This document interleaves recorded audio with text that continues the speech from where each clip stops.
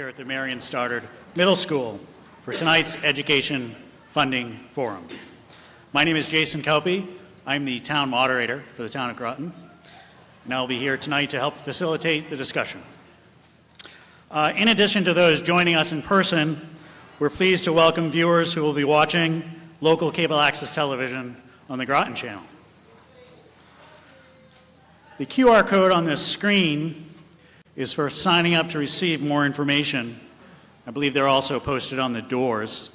In addition, if you're like me and have trouble with QR codes, there are clipboards, and you can do the old-fashioned sign up if you wish. Tonight's forum will start with a briefing on school funding, and there's a slight change in the printed program. Groton Town Manager Mark Haddad will speak after Mr. Smith. Then we'll hear from community members from the 3 school districts who are in the 1st Middlesex House District. They will be followed by a panel of state legislators, and then we'll finish with audience questions and answers. To get the program started, please welcome State Representative Margaret Scarsdale.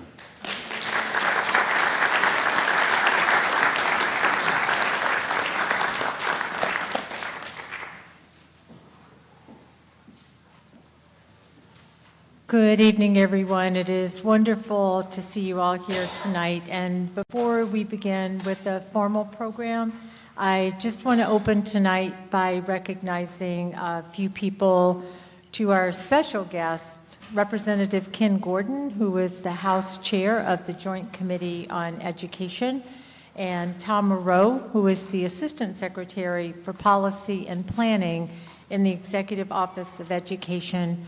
Thank you for coming out tonight to listen and learn more about this district. Thank you to my colleague, Senator Cronin, who is here, and to Representatives Kushmarek and Senna, who unfortunately aren't able to join us.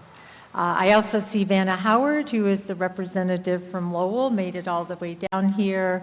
Adam Snodgrass is here from the Massachusetts Teachers Association.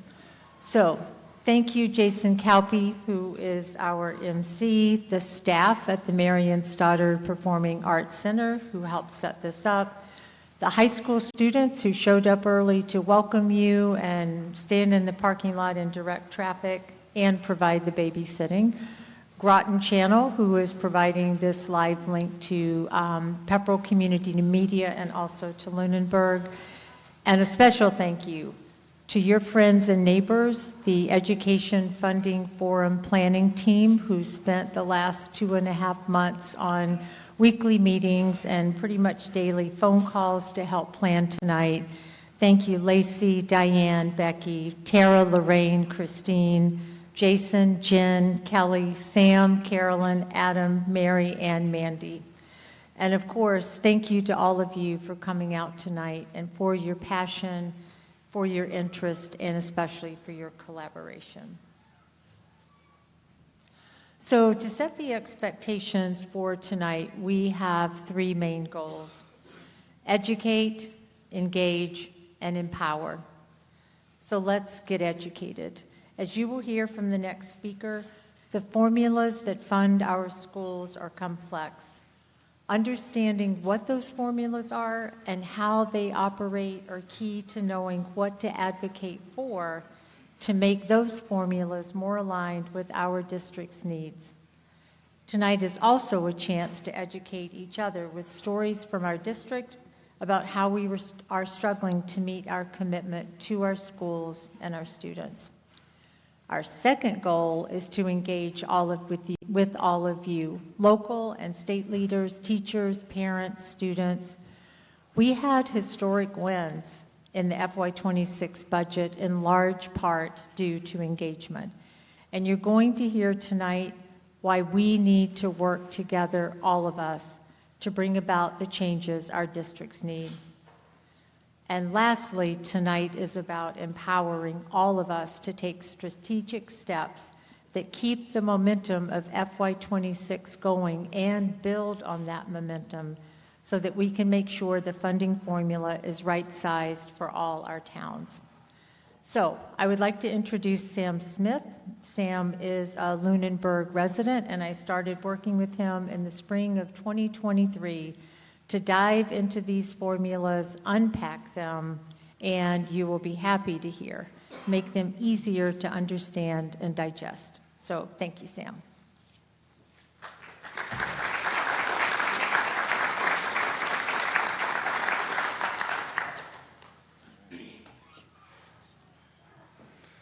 Thank you, Margaret. It's a pleasure working with you. Hello, everybody. School funding, all right.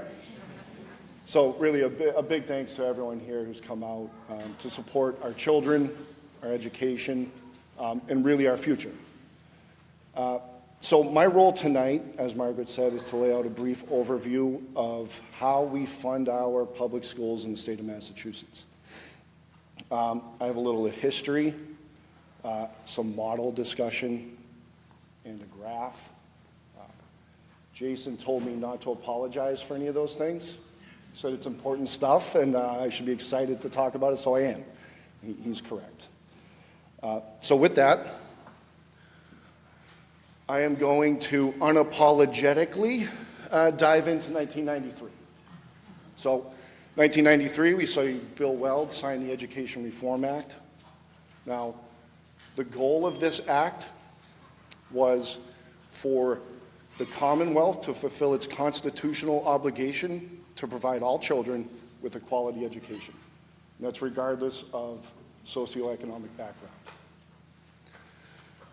We do that. With that law also put into place a structure that splits funding between the state and each district. So how do we actually accomplish this split? This is done through something called a foundation budget. First, we create a model budget for each and every school district in the state. So each and every school district gets its own budget. And this model is based on factors. You see them on the right-hand side there.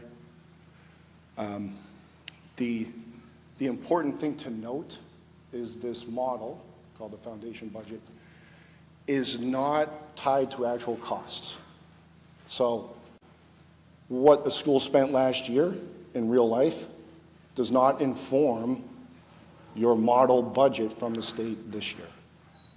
Okay? Your model budget, called the foundation budget from the state, uses factors. So once that model budget, called the foundation budget, is created for each and every school district, we then look at a town's relative wealth, primarily income and property values, and that determines the split. So naturally, wealthier district receives less state aid, and then lower wealth districts receive more state aid. And that aid is based off of the foundation budget. Again, not actual costs, but a model. So then you'd ask, what does the actual cost look like compared to this model? And we see this graph is the graph, unapologetic here. We see this graph, this is the sum of all school districts in the state. So this is not one particular district, this is the sum of them all. So we sum up all the foundation budgets, the model, and sum up all the actual costs. And we see in 1994, I know it's tough to see that, but all the way on the left-hand side, 1994, the model was accurate. It equaled essentially actual cost. So the model accurately reflected actual costs. And then we see over time a pretty steep incline where actual costs outpace the model. And then we see in 2008, 9, 10, a dip there. The legislature reviewed the foundation budget, reviewed the model, made substantial changes, so we see a correction. But the issues persisted, and we see a widening again of actual costs compared to the models. And 2019-20, we see it leveling off. at the time of the Student Opportunities Act. And so we now sit at about 25 to 30% annually of actual costs over the model. Now, it's important to remember that funding is driven off the lower number, the model. Funding is not derived from actual costs. State funding is derived from the model, which is 25 or 30% lower than true actual costs.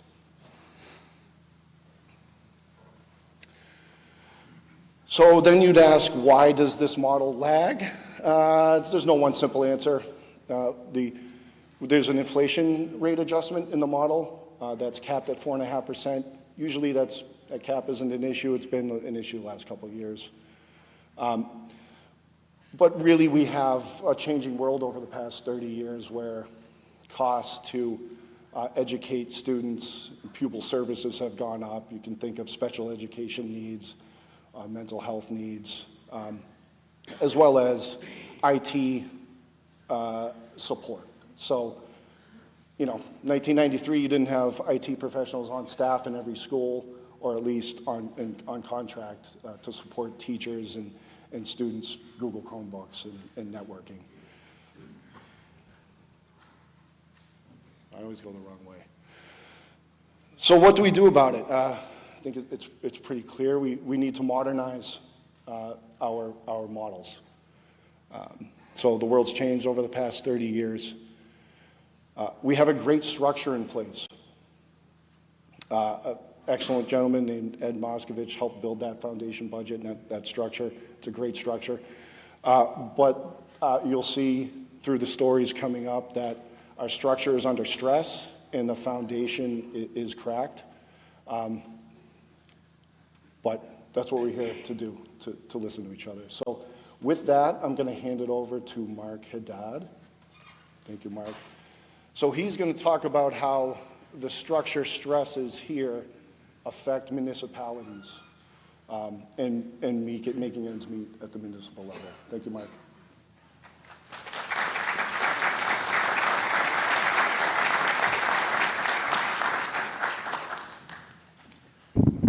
Thank you very much. I'd like to take this opportunity to thank Representative Scarsdale and members of the state legislature and the Department of Education for coming to Groton to discuss the impact state funding has on municipalities and our ability to provide quality services to our residents. Our partnership with the Commonwealth has never been more critical, and your presence here tonight shows that this partnership is as important to you as it is to us. As you may know, the Massachusetts Municipal Association developed a report on the fiscal pressures cities and towns in Massachusetts are facing. I'd like to take a few minutes tonight highlighting their findings and how these fiscal pressures are impacting our ability to provide the most basic services to our residents. Municipalities provide the essential services that impact our residents every day, from clean water and safe streets to high-quality schools and dependable public safety. Offering these vital services requires adequate funding, but funding has become incredibly challenging for the communities across Massachusetts. We're essentially caught in a catch-22 situation. On one side, costs are rising due to inflation. On the other side, we face binding constraints on our ability to raise additional revenues. The primary constraint, of course, is Proposition 2.5, which dictates that property revenue, the overwhelming source of local revenue, cannot increase generally more than 2.5% from year to year. This constraint is particularly painful when combined with high inflation. In a low inflation environment, a 2.5% tax increase is manageable. However, when costs grow above 3% annually, and as they have since COVID, cities and towns effectively are forced to cut real spending every single year. This has created structural deficits for most cities and towns. For example, inflation has risen by 39.8% since 2015, but aid from the state to our district, the Groton-Dunstable Regional School District, has only increased by 12.54%. This has placed a huge burden on the towns to continue to provide a quality education while maintaining other essential services like police, fire, and DPW.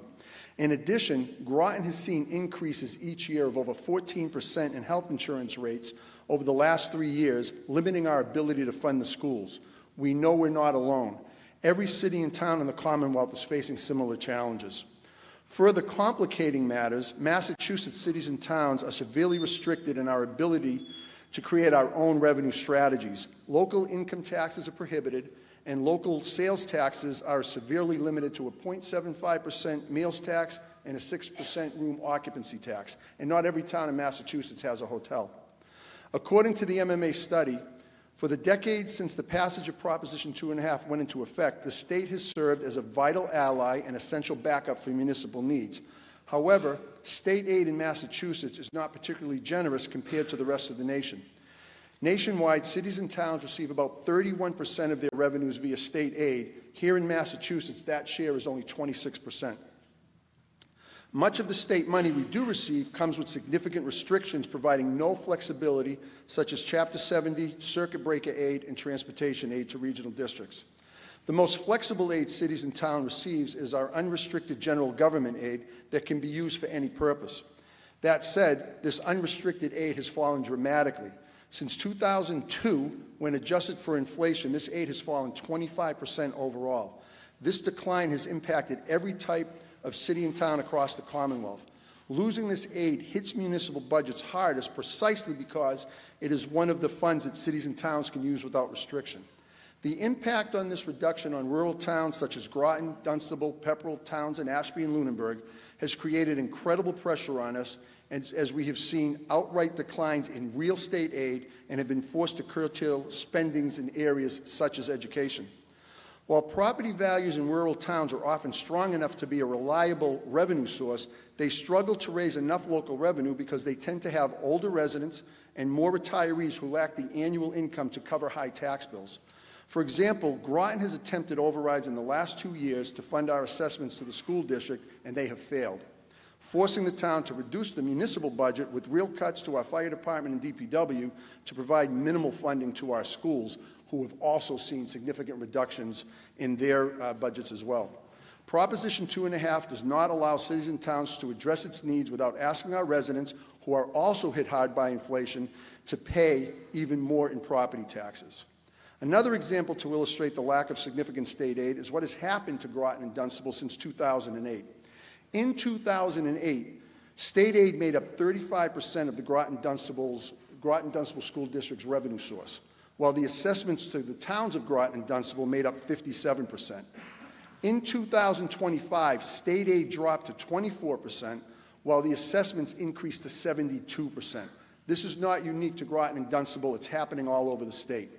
According to the MMA study, the core challenge facing municipal finance is clear. State aid is less generous than the national average, and flexible support has been cut dramatically. Given the strict property tax caps and the prohibition on local income and sales tax, Groton, Dunstable, Pepperell, Townsend, Ashby, and Lunenburg lack the local tax capacity to respond to these pressures. One idea for consideration is tying the annual state aid increases to an annual increase of 2.5%, a minimum of 2.5%. If cities and towns are tied to this number, why should not state aid be tied to the same number?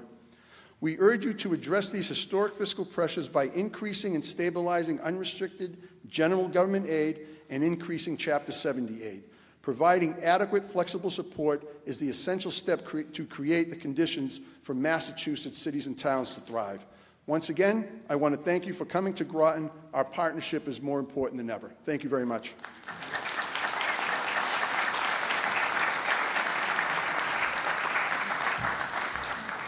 All right, thank you. Let's get our panelists up here from the schools. Give me Lunenburg, Groton, Dunstable, and North Middlesex. And let's cut the PowerPoint if we can, so we're not blinding the panelists.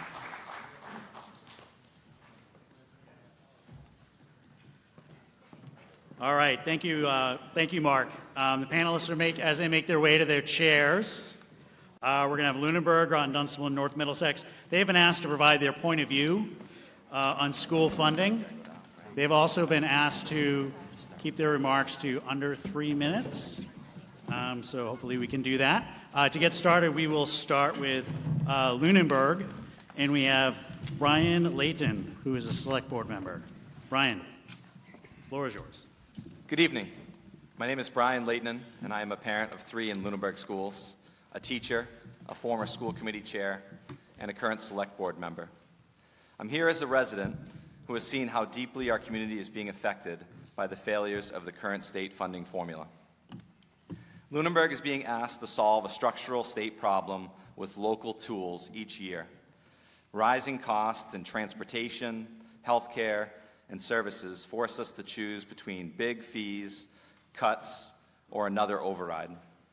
Parents have organized and shown up for 2 overrides. They care deeply about their child's education. But they cannot keep absorbing new fees in yearly override campaigns.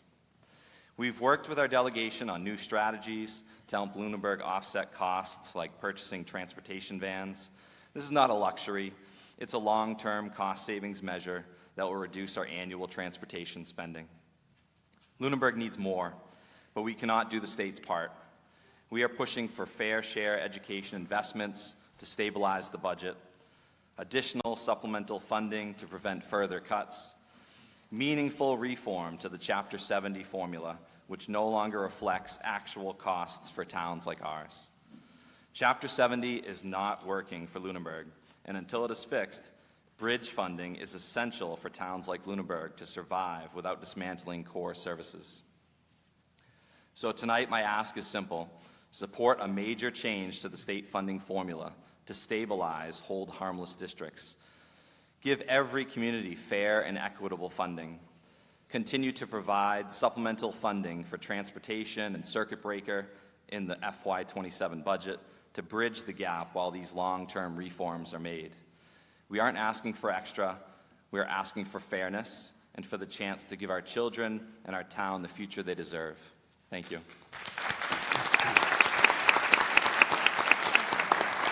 And up next, we have Mary Foyle, who's president of the Lunenburg Education Association. Good evening. Thank you for having me here tonight.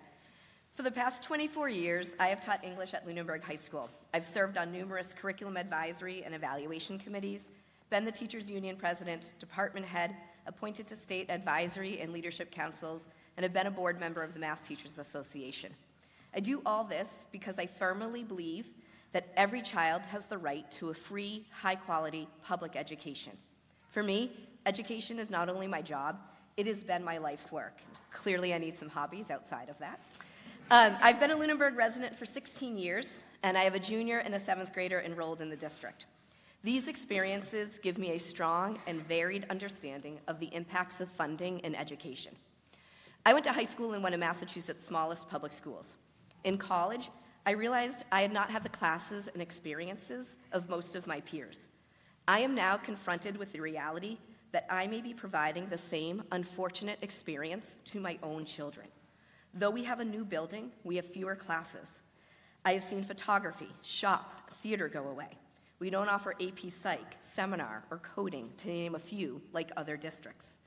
Education has changed since I started teaching, some because of unfunded mandates, but much because of increased student needs and societal expectations. In less than a decade, the percentage of low-income students has doubled in Lunenburg. I have seen budget cuts more years than not. As union president, I see a different side to these cuts. Teachers and administrators stretched too thin, trying to make everything work.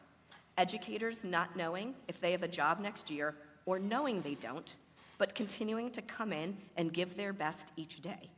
Advising good teachers who I don't want to lose to prepare their resumes. Teachers retiring early to save someone else a job. I see these vignettes year after year. The funding system we have is not working. A zip code should not have a significant impact on a child's education, yet even in Massachusetts, it does. Small districts like Lunenburg are hit especially hard. We don't receive regional reimbursements. Our population is not eligible for many grants.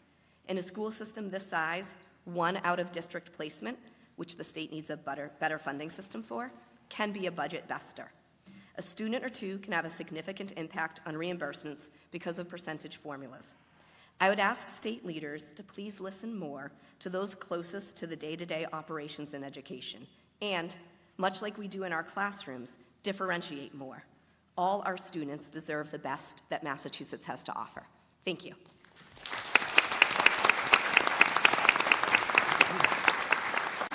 And next we have Shauna Burrell, who's the president of the Lunenburg PTO. Good evening, friends, neighbors, and families. My name is Shauna Burrill, and I'm a mother of 3 daughters in the Lunenburg School District, and I'm also the president of the Lunenburg Parent-Teacher Association. I'm here tonight because I deeply care about our schools, about our children, our teachers, and the future of our community. Right now, our schools are still hurting, even after passing a successful override to secure 1 more year of a level services funded budget for the 24-25 school year. The lack of funding isn't just a budget issue, it's also a people issue. It is affecting our students, teachers, and families as we speak today. This year, we have lost administrators and classroom teachers who inspire our students to love learning subjects of all kinds. Elementary classroom sizes have grown to 27 or 28 students. We have lost teachers who support our youngest learners in the multi-tiered system of support. These are staff who give struggling learners the extra help they need to solidify foundational reading and math skills needed to learn. Successful foundational literacy and math skills at the early learning levels set up students for success as they move on through their later academic years. When our budget is not able to support our earliest learners successfully, the struggle follows them throughout each grade of their academic career. I've watched the lack of funding happen firsthand as a parent. My struggling reader at the 5th grade level now has an outside tutor to support her because the MTSS process was impacted and positions were lost within our budget. I'm currently looking for an outside tutor to support my 2nd grade student due to positions lost. Many other parents in our community are doing the same. This isn't always a possible solution for all families depending on their access to finding support outside of school. I am deeply concerned that there is not enough staff to provide support around teaching and fostering the foundational skills my children need during their elementary years. We have also lost teachers that bring art, gym, and music creativity to life. Due to continued loss of funding, we have lost the ability to provide ample art supplies and enriching social studies and science activities to the classrooms. Every time one of these positions or instructional materials disappear in the budget, our children lose something important. Class sizes grow, support systems shrink, rich experiences disappear. Our teachers and our administrators work harder than ever and cover more roles, but it is just not sustainable, and they cannot do it alone. When we fail to invest in our schools, we fail to invest in our future and the opportunity for every child to succeed no matter what their background is. I hope that we can come together and work toward a better funding scenario for our school district. Thank you. All right. Thank you, Lunenburg. Up next will be Groton Dunstable, and we will start with the Dunstable Town Administrator, Jason Silva. Thank you for the opportunity to speak tonight about education funding and its impact on Dunstable. This issue is, without question, the most significant challenge facing our community. Over the past several budget cycles, Dunstable has made increasingly difficult decisions to maintain essential services. Since I began working for the town, we have brought forward annual Proposition 2.5 override requests to support both municipal and the Groton-Dunstable Regional School District. For FY26, Dunstable passed an override after 2 consecutive years of failed overrides.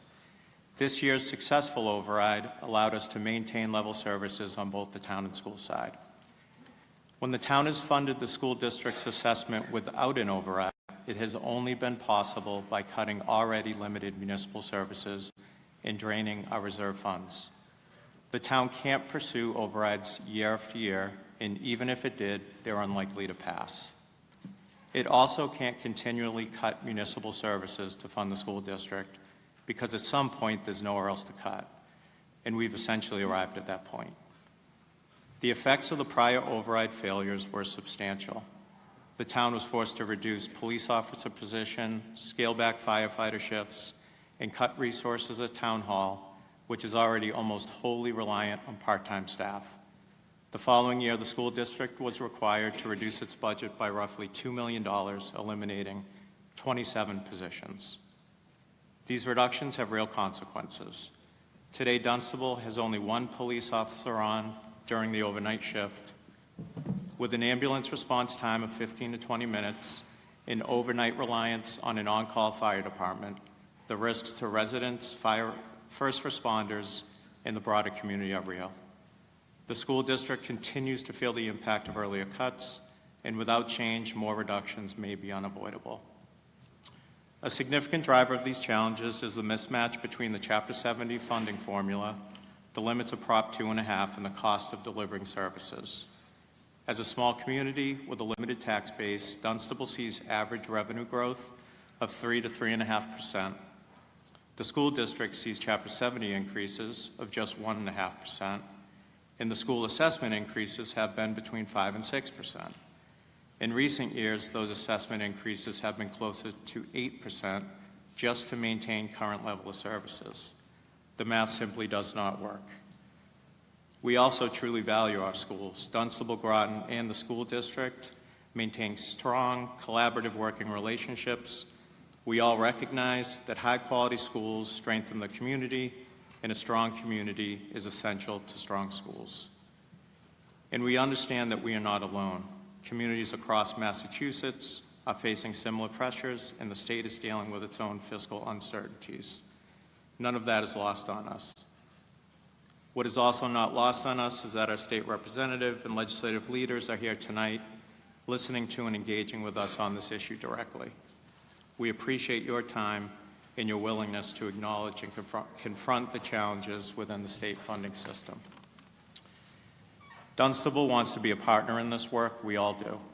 We know that developing a sustainable and equitable solution will take time. We are committed to that work and grateful for your leadership.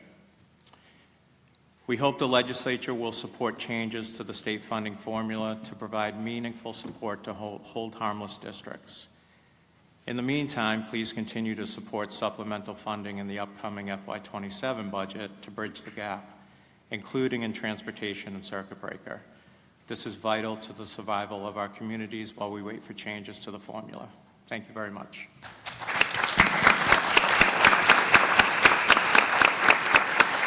And next we have Dr. Brian DiGiovanni, who is a parent and a pediatrician.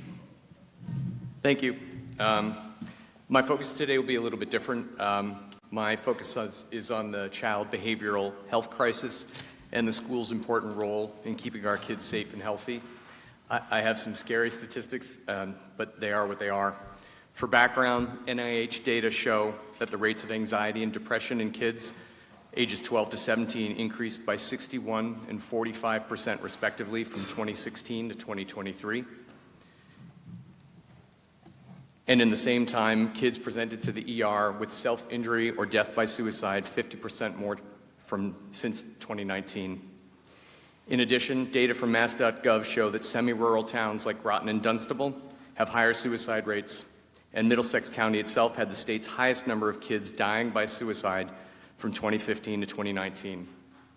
Coupled with significantly higher gun ownership rates here, and a pattern of community resistance to non-academic resources for students like guidance counselors, adjustment counselors, MTSS coordinators, and other programming. These factors create a higher risk environment for our kids. But why the resistance?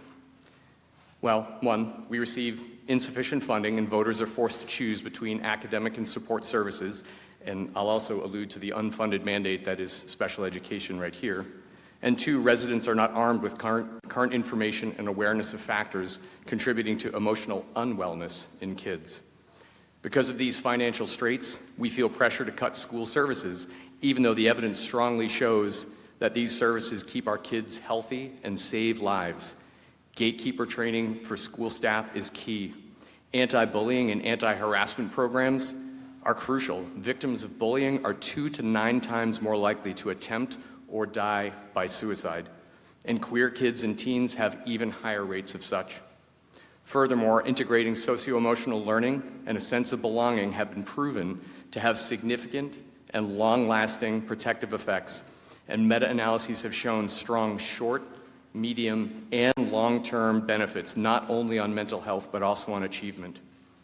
And in case any of this needs more emphasis, because of this crisis, my physician network has created a safety net for kids with suicidality, and in the last month alone, just my practice has screened in 11 kids with suicidality. And relevantly, I have had 3 patients in my career who died by suicide, and from those, I have those parents' profound grief burned into me. And why focus on suicide? The tragedies, young lives cut short because of failure to institute all of the education and interventions possible to prevent such. Creating belonging takes time, it takes effort, it takes intention, and yes, it takes funding. Thank you.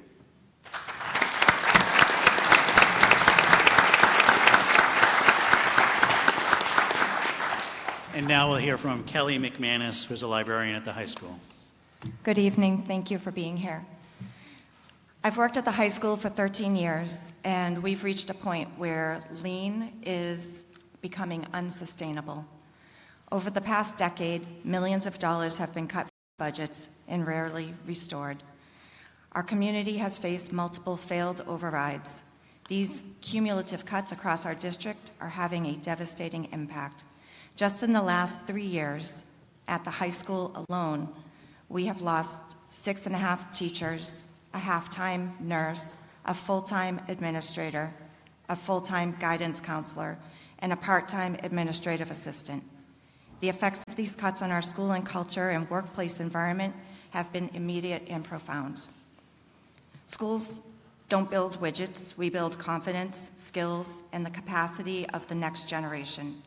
To do that well, teachers need the time and bandwidth to fully embrace their work. Decades of research tell us the same thing. Students thrive when learning is built on strong, supportive relationships. But our current staffing levels make it harder, not easier, to be thoughtful and proactive. The impact is clear. Larger class sizes leave less time for the individualized support and attention every student deserves. These staffing constraints also limit something essential, student choice. At the high school level, when students can't explore their interests, engagement drops. We simply cannot offer enough engaging electives, and electives are not luxuries. They are vital for mental health, career exploration, and motivation. When we limit those opportunities, we undermine our core value of balance, and we trigger an inevitable decline in the quality of learning. Despite the tireless efforts of our remaining staff to maintain excellence, the gaps left by structural underfunding continue to widen. The truth is, our district's ability to care for students is eroding in real time. I am asking you to join us in support a major change to the state funding formula, one that recognizes hold harmless districts and ensures every community receives fair, predictable, equitable funding. Until that formula is fixed, we urgently need supplemental fiscal year 27 bridge funding, especially for transportation and circuit breaker, to keep our schools functioning and to protect our students who are already feeling the impact of those losses. Thank you.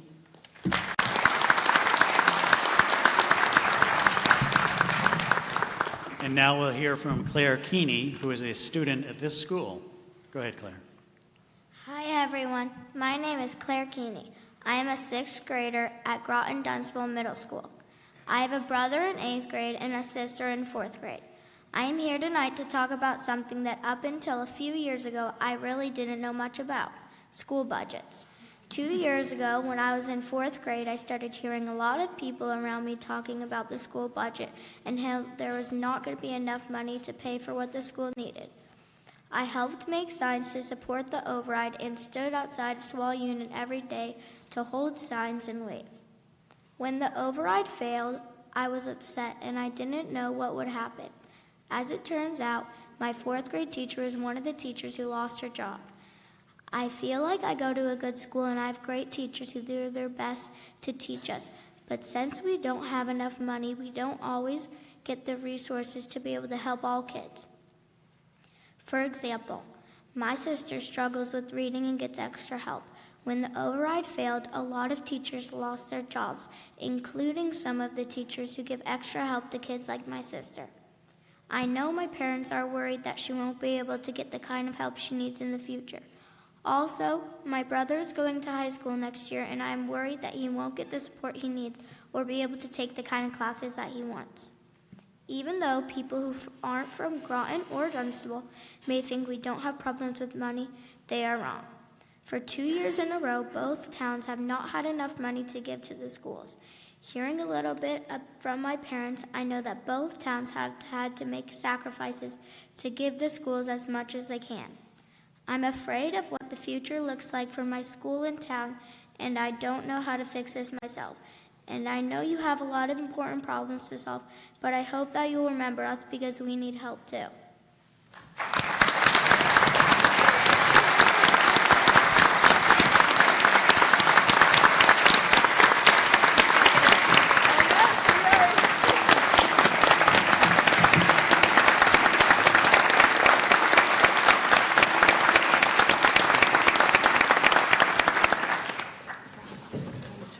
Thank you, Groton Dunstable. Up next, we have North Middlesex, my friend's way over there. Start with Superintendent Brad Morgan. Thank you. Good evening, and thank you for the opportunity to speak. I'm currently in my 8th year as a superintendent of the North Middlesex Regional School District, and I'd like to make a statement around the current Chapter 70 funding formula and how it has a significant impact on regional and smaller school districts with little to no commercial tax base and currently does not come close to adequately serving the needs of our students. The formula continues to be focused more on enrollment as opposed to student needs. This results in school districts like the ones represented this evening as being categorized as hold harmless, which results in our communities receiving the same amount of funding from the previous year, regardless of student needs. Additionally, with the combination of inflation, restrictions of municipal finance of Prop 2.5, and disappearing federal aid, we simply cannot keep up as all of our budget drivers exceed by quite a bit, 2.5%. These include health insurance, transportation, and collective bargaining agreements. In addition, mandated special and multilingual education costs continue to increase exponentially and well beyond our means. Where these are mandated at the federal and state level, as student numbers increase in these areas, it results in a reduction in general or regular education staff because there are no class size mandates in regular education beyond kindergarten. So we end up having to cut regular education because those class sizes are not mandated. The Commonwealth of Massachusetts continues to find money for other initiatives, yet the state continues to inadequately fund public education equitably and is falling short of meeting the needs of our children, our future. What I can say with confidence is that if we continue down this path, it would be nothing short of irresponsible. Public education is the foundation of which the state was built. Leadership remains focused on the Student Opportunity Act, which, although it contributes to reducing our hold harmless amounts, does not financially benefit our communities, and on the governor's new education funding reform plan, which is to boost underserved districts, to which I would like a definition of what the governor believes the qualifiers are for underserved. With the focus on these areas, the end result will be that some districts are brought up while others, like NM, GD, and Lunenburg, will be pushed down. Perhaps we are not large enough or close enough to Boston to have a voice. Specific to NM, and I would guess that both Groton, Dunstable, and Lunenburg have similar stories, and this is astonishing. From FY 2001 through 2025, that 25-year span, NM has seen an overall increase in Chapter 70 funding of 6.72% over that 25-year span. Across the rest of the state, the average was 130.8%. If you look at the impact in funding, NM, which has received $500 million during that 25-year span, would have received another $718 million, which is over a $200 million increase over that 25-year span. That would have been an additional, including last year, $8.7 million a year that we would have received if we were funded like the rest of the state. While these seem like astronomical amounts, it's more than reasonable that a slight increase could have given us another $5 million in FY26. So we're not even asking for the 8.7. And that would have been more than enough to support our programs. Please support hold harmless districts. While the name hold harmless sounds like it's a gift from the state, it's actually far from it, as a loss of students does not mean decreasing expenses. All districts should receive fair and equitable funding from the state. Without substantive change, we will face devastating consequences. In NM, at least, we literally have no other line item to cut. Our class sizes are already in the 30s. This has become an annual and exhaustive exercise that forces our administrative teams to focus on where we can cut as opposed to our students. Please look at the Chapter 70 funding formula. I beg you. All three communities do. Thank you for your time.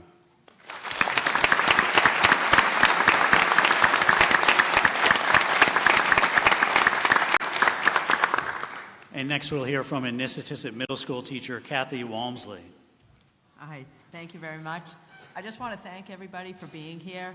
I'm a social studies teacher, and civics is one of the courses, and we tell our students that if you want to make a change, we're the greatest country in the world, and we have the ability to make changes as we see fit. And like everyone said here tonight, we need to make some changes with the education. I had 2 IEP meetings, educational plan meetings today, and both parents fully realized that we're overcrowded in the classrooms, that things are chaotic. They said it in the meetings, and that's tough to have that conversation with people because, we don't want that to happen. I was asked to come here tonight to give my experience on how things have been going since the budget cut last year, where we lost an entire team of teachers. I feel like I'm reporting from the front line to Brad. I feel like, what is it like in the classrooms? It's not going well. We had roughly 75 students on our team last year. We have 125 this year. That's 50 more students. The hallways, you can't get by the hallways without, trying to squeeze through. And they're 12 and 13-year-old students, so they're, pushing into each other, and, it's tough. And I don't want to complain because I love my job. I changed careers midlife, and I am so happy I did because I love being a teacher. I love the chance to make a difference in people's lives. And I got emotional when you talked about suicide because I've had a student commit suicide, and it's the worst possible thing in the world. And as teachers, we feel like if we can just make a connection with our students, we might be that one person that makes them feel like their opinions matter, that their lives count. And if we have 50 extra students on our team, if I have classes of 32 students, I look around, there's less people in this room than I have in my team this year, my class, 7th grade. There's less people here. The budget cuts, again, took my classrooms to 31, 32 students. There was a musical today, so 9 students weren't in the room in the morning, and I looked around and I said, wow, this is what it was like last year. And I walked around and I talked to the kids, and things were I just didn't realize how lucky I had it last year. I wished I had realized it. The rooms are crowded, too many bodies. So what we talk about with the other teachers, we talk, and the large class sizes are making it difficult to provide the individual support that the students need. Behaviors have been the most difficult thing because they're adolescents. You're on one side of the room trying to put out a fire, and all of a sudden there's 2 more fires that happened on the other side of the room. And, we're spending too much time as teachers on behavior issues and not the curricular instructions. We're falling behind on pacing. Things that used to take us 10 minutes to explain are now taking 20 minutes to explain. We also have students on education plans, social emotional needs. It's impossible with such large groups. Our special ed liaison on our team had his caseload double. I look at him half the time, and he's like putting his hands on his head like, I don't know. I don't know what's going on. After the students leave at the end of the day, the 4 teachers on my team, we look at each other in the hallway, and, you know, our hair's out to here and circles under here, and we're exhausted, we're frustrated, we're overwhelmed, and we're burned out. We receive multiple emails from concerned parents. They tell us their students are their children are experiencing increased anxiety due to the noise, the crowded conditions, the overstimulation, and I agree with this. It's a problem that can't be fixed without funding. Constant reminders, you need to quiet down, you need to follow directions, you need to stop. This is perceived as negative by them. They almost look at us like they don't understand what the problem is. We've tried behavior methods, we've tried cracking down on behavior, and it's just takes time we don't even have. And I am not saying that these are bad kids. They're not at all, they're great kids. I enjoy being with them. It's just that there comes a point when there is too much. You try to fit 30 people into a Volkswagen Beetle. It just doesn't work. So when you have over 30, 12, and 13-year-old adolescents in a room filled with energy, filled with, I always ask, what did they serve you at lunch today? What, energy drinks? Like, what's going on? But what's the solution? We need to be able to hire back the teachers that were eliminated so we can reduce the class sizes, so we go back to being able to take care of their needs. Smaller class sizes directly support academic achievement, emotional regulation, positive behavior outcomes. Students and teachers both need a learning environment that supports safety, focus, and being able to connect with our students. Without intervention, we risk burnout among staff, growing behavioral issues, and declining student performance. And if this goes on, we're going to see a decline in the teachers, especially the veteran teachers that just feel like I just can't handle it anymore. So I am hoping that this type of group, that we get together and we go to the legislature, we go to the people that govern us and say, we need help. So I hope that happens. Thank you.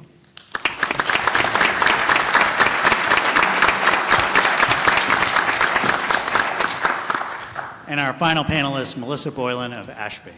Thank you. 40 years ago, a big yellow bus pulled up in, 40 years ago, remember that.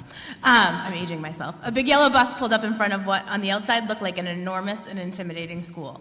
But to us kids growing up in Ashby, it wasn't intimidating at all. It was a dream. We drive past it and say, that's gonna be my school someday. Everyone knew someone who walked those halls. Attending Ashby Elementary felt like a rite of passage. Students would pile off the bus, older siblings grabbing the hands of the younger ones to guide them inside. There was Mr. Forsman, his watchful eye so no one stepped on his grass. We'd push open the lobby doors with the shiny floors and be greeted with genuine warmth. Welcome to Ashby Elementary. We're glad you're here. The hallways were lined with colorful murals and positive messages, words many of us couldn't read yet, but soon would. There were whole school assemblies that made us feel part of something bigger. The sense of belonging, of being loved and known, wrapped around you the second you walked in. Fast forward a few decades, and my own children walked through those same doors. They passed the same murals, faded now in places, and looked up at awards with the names of their aunts and uncles and even their parents. Yes, some things had changed, but the warmth, the community, the love, that never disappeared. My name is Melissa Boylan. I'm a resident of Ashby, Massachusetts, as well as an elementary school principal nearby. Ashby is one of 3 towns in the North Middlesex Regional School District. In this past year, we lost our only school because of budget cuts caused by broken, outdated state funding formula. Ashby Elementary was not just a building. It was a promise. Until this year, our students started school minutes from home in their community. Now our youngest learners, some just 5 years old, begin their school experience with long bus rides to another town with unfamiliar faces and class sizes far larger than what early learners deserve. As a principal, I can say with absolute certainty that students' needs today look very different. This, along with unfunded mandates, is not the recipe for early childhood success. The closure didn't just impact students, it fractured our town.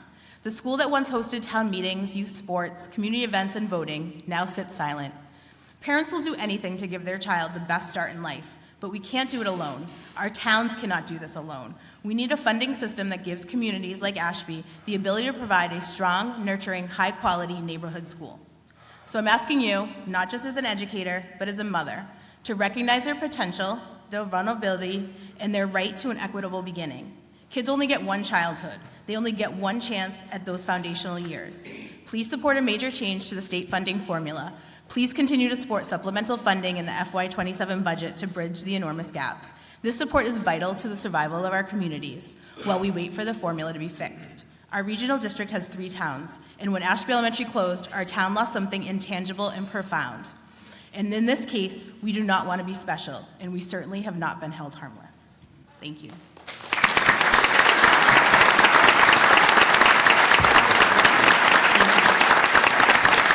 How about another round of applause for all of our panelists as they exit the stage?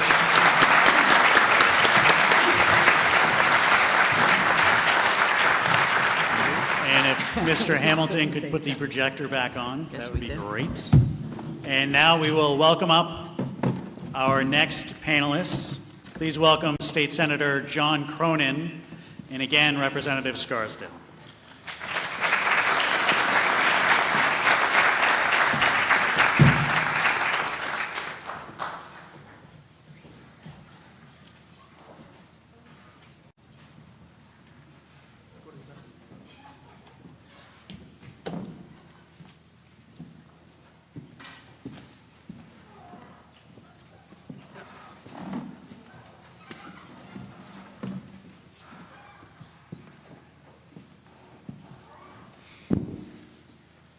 All right, so switching gears just a little bit here.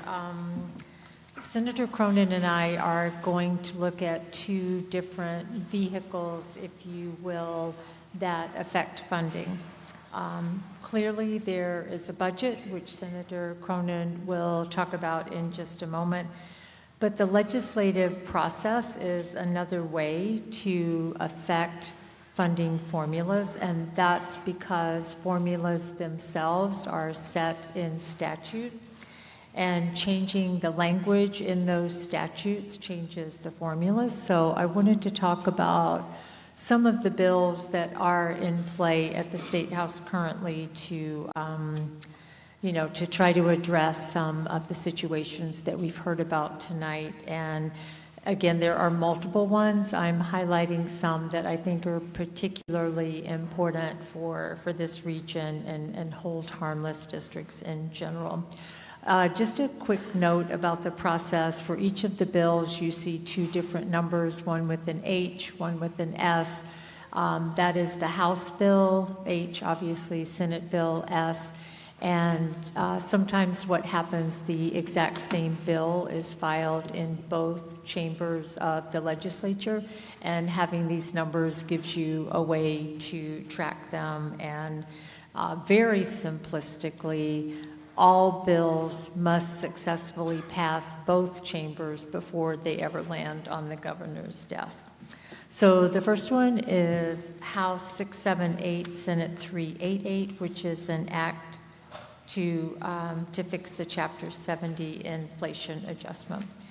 And the Chapter 70 formula currently caps inflation adjustments in state aid at 4.5%, no matter how high inflation actually is in a given year, and people have talked about that in the previous panel.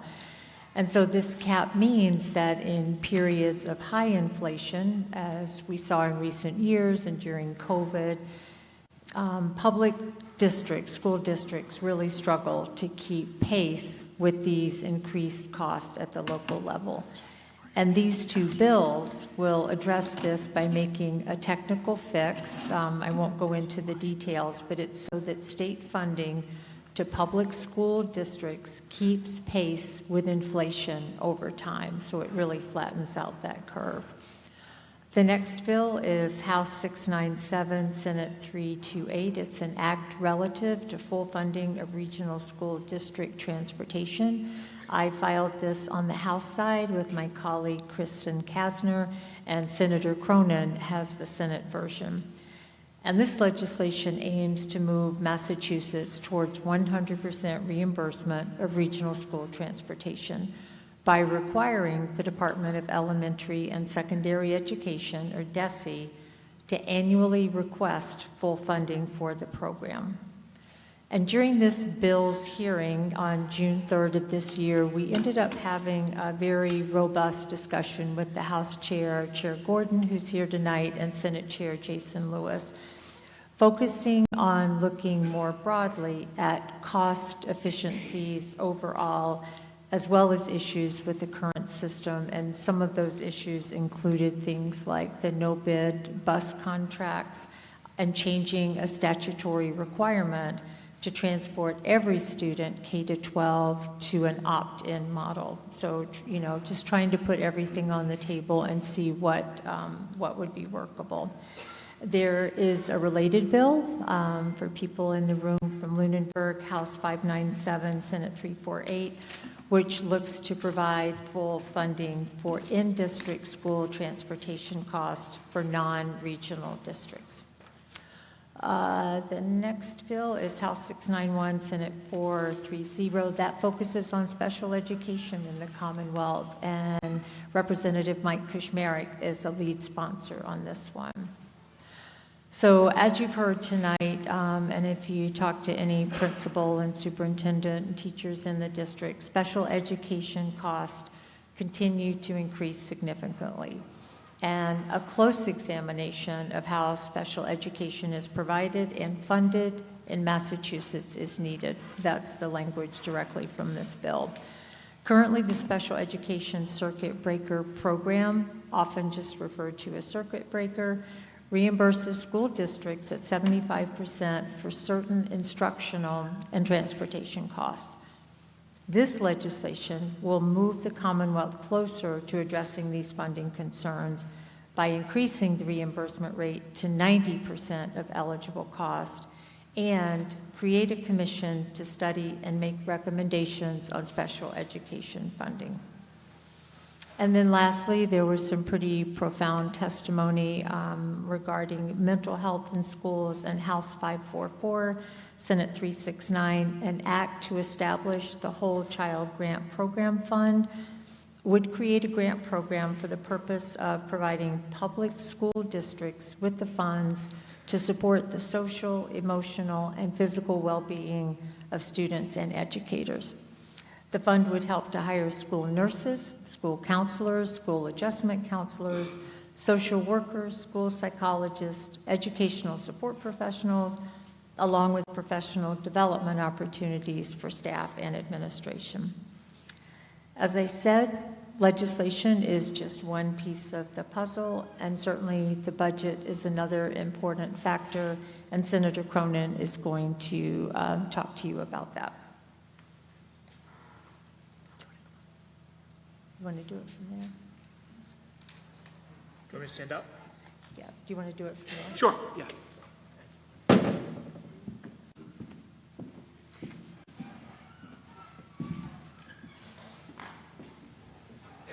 Thank you, everybody. I want to appreciate everybody for being here tonight and all your advocacy. I think first I want to thank Representative Scarsdale.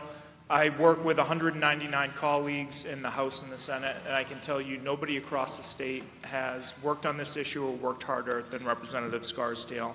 So thank you.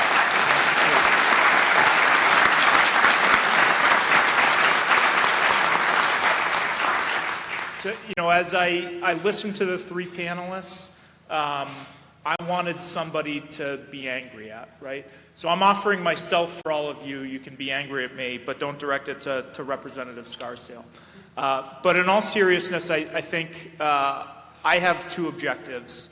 The first is to be very clear about what we are doing as a delegation to advocate not just legislation, but in the budget, and then describe a little bit about that process and what's going to happen over the next 9 months as we proceed into fiscal year 27, and speak a little bit more broadly about the Student Opportunity Act.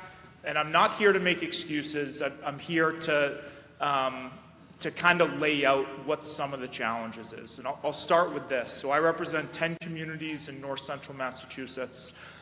Fitchburg and Leominster are approximately 50% of my district. They're gateway cities with significantly lower median household income, significantly higher low-income students, significantly higher population of English language learners. Over the past 5 years that I have served in the state Senate, Fitchburg and Leominster combined have seen an increase of approximately $50 million in Chapter 70 funds. Those are increases to what they had received prior to approximately 2020. And that is a long way of saying the Student Opportunity Act, which was passed in 2018 and has been implemented over 7 years, and its final year of implementation will be in fiscal year 27, there were winners and losers. And there were winners and losers in my district. Fitchburg and Leominster certainly benefited from the Student Opportunity Act, and real pain has been felt by communities like Groton and Dunstable, the North Middlesex Regional School District, and Lunenburg. And I can tell you within our delegation, it is my personal number one priority, and I know this is Representative Scarsdale's number one priority, to fix that. And I think we have two objectives.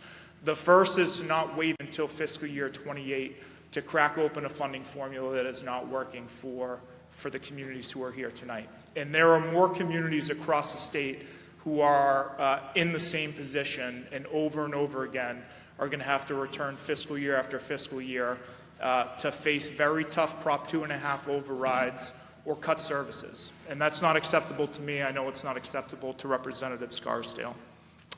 The second line of effort, if you will, is to work throughout the budget process. And we've done this over the past 3 years and worked very closely with the superintendents from all 3 districts over the past 3 years to do this. But it's to advocate for more transportation reimbursement, to raise the reimbursement percentage for the special education circuit breaker, and to raise minimum per pupil aid. All those things are around the margins, but when you're cutting services, all those things are really important and matter. And I'll just give one example of a win. So working together with our delegation and led by Representative Scarsdale, there was a supplemental budget that allocated funds from the millionaire's tax or the surtax. We were able to go in that outside of the typical budget process, and in fiscal year 26, which is the fiscal year we're in right now, we were able to appropriate $250,000 for North Middlesex Regional School District for infrastructure costs, $250,000 for Groton Dunstable, and approximately $250,000 for Lunenburg Public Schools. Those do not solve the structural issues that we've been talking about tonight, but I do point to them as ways that we are doing everything you can, because doing everything you can means exactly that. In terms of where do we go from here? So right now the state is beginning to develop a consensus revenue number, and it is a number that at the beginning of the budget process that the House, the Senate, and the governor's office agrees to. There will be a consensus revenue budget for fiscal year 27 agreed to in January. The governor will file her budget, House 1, and that really kicks off the budget deliberations for the state for the next fiscal year. The House will take up their version of the state budget for fiscal year 27 in April. The Senate will take up ours in May, and then the two chambers will come together in a conference committee. I say that because this process is iterative, and at each step in that process, we have an opportunity as a coalition and as the communities who are gathered in here tonight to advocate for some of those shared priorities, to crack open the formula, to increase reimbursement for regional school transportation, to increase the per pupil minimum or the per pupil aid for students, and that is going to be really critical. And the last thing I'd leave you with, and I don't get points for being a good politician for this, but I take my duty to be very honest with everybody seriously. And there are significant fiscal storm clouds that the state is encountering right now. We are in fiscal year 26, which is the fiscal year that we are in right now. We are right about at benchmark. Last month, state tax collections were about 5% over benchmark. The month before that, we were 1% below. What keeps me up at night is that state revenues right now are really being propped up by the surtax on millionaires that was passed by voters 2 or 3 years ago, and capital gains tax. And when you look back at the past 3 years, the market is up about 65%, far above kind of the norms for markets since World War II, right? And if we experience a decline in markets and we see a significant decline in the capital gains revenues that we're seeing, we're going to have some significant fiscal issues. The same cost drivers that cities and towns are really struggling with, primarily driven by healthcare, we are struggling with at the state level. GIC is the State Insurance Commission for state employees, is seeing significant year-over-year increases. Mass Health is seeing significant utilization and is a huge cost driver of the state budget, more than $20 billion. The OB3, as we call it, the federal legislation that was passed earlier this year, will not take effect until after 2026. But it is going to significantly reduce the federal support for Medicaid, which we partner with Mass Health to fund really critical healthcare services in the state. That means people who are getting healthcare through Mass Health will lose it, and that doesn't save our healthcare system money. It means that more people are going to show up in emergency departments and receive more costly care, and the uncompensated care pool is going to significantly increase over the next 2 or 3 years. Those are things that really that concern me. Those are things that state government is going to need to address. We need to address the cost drivers across all those things. GIC, Mass Health, insurance premiums on the exchange are rising by double-digit numbers year over year. And all of this is headed in a very difficult direction where we're going to have to make some very difficult choices. And every dollar you take from transportation to bring to education is a dollar less in transportation. And the same can be said for any other domain that we work with in state government. So I say all that to set the table. I'm very grateful for everyone for being here, for being engaged in this very difficult challenge, because it's important to our community, and it's important to our kids. And please know that you're going to continue to have the support and the advocacy of myself, Representative Scarsdale, the other members of this delegation, and we're going to continue to fight to give our region our fair share.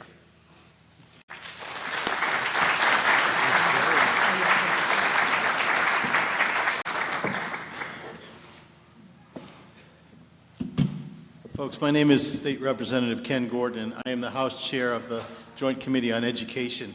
And I wasn't in your program today, except for that I was listed as being here. And I didn't intend to speak, but I was moved by some of the stories that I heard today. It takes courage to share them, and they're important, and it's important that you continue to share your stories with us. And what Senator Cronin just said, while true, leaves us with a very depressing note. And so I want to follow with some maybe some better news again, along with all of the financial stresses that he referred to.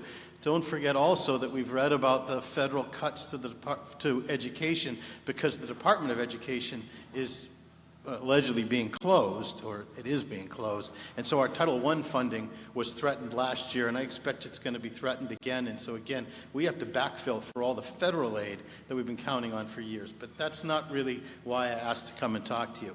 What I want to talk to you about is that Representative Scarsdale, who does a great job for your district. She's got to put him a fast pass lane into my office and comes in with some of her colleagues, or sometimes herself, and talks about regional transportation, and talks about regional schools, and talks about the home harmless school districts all the time.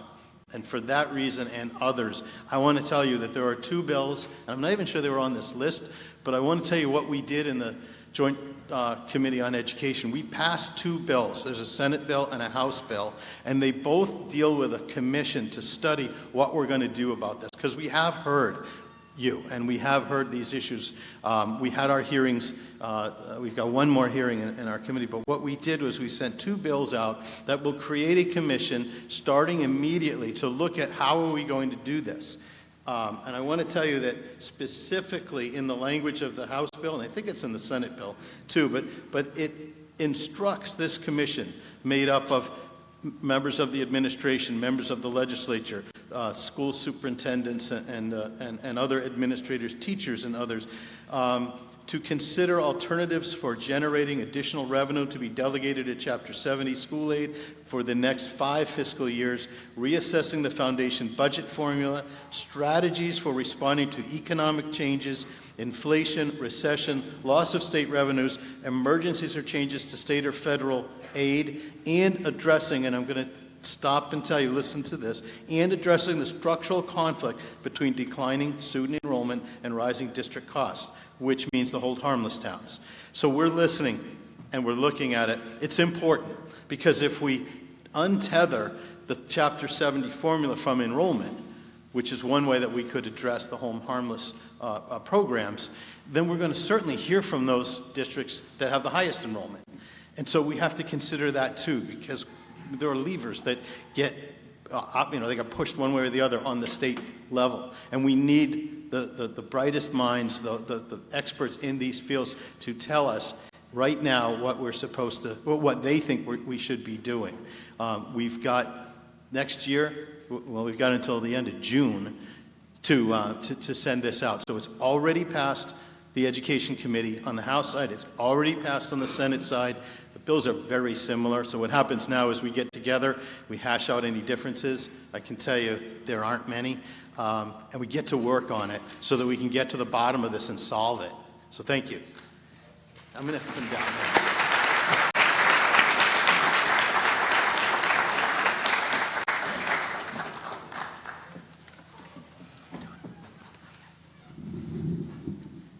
Thank you, Chair Gordon. And I also wanted to add that the FY26 budget included an amendment which passed successfully to have the Department of Elementary and Secondary Education and the Department of Revenue's divisions of local service conduct a study focused on local contributions.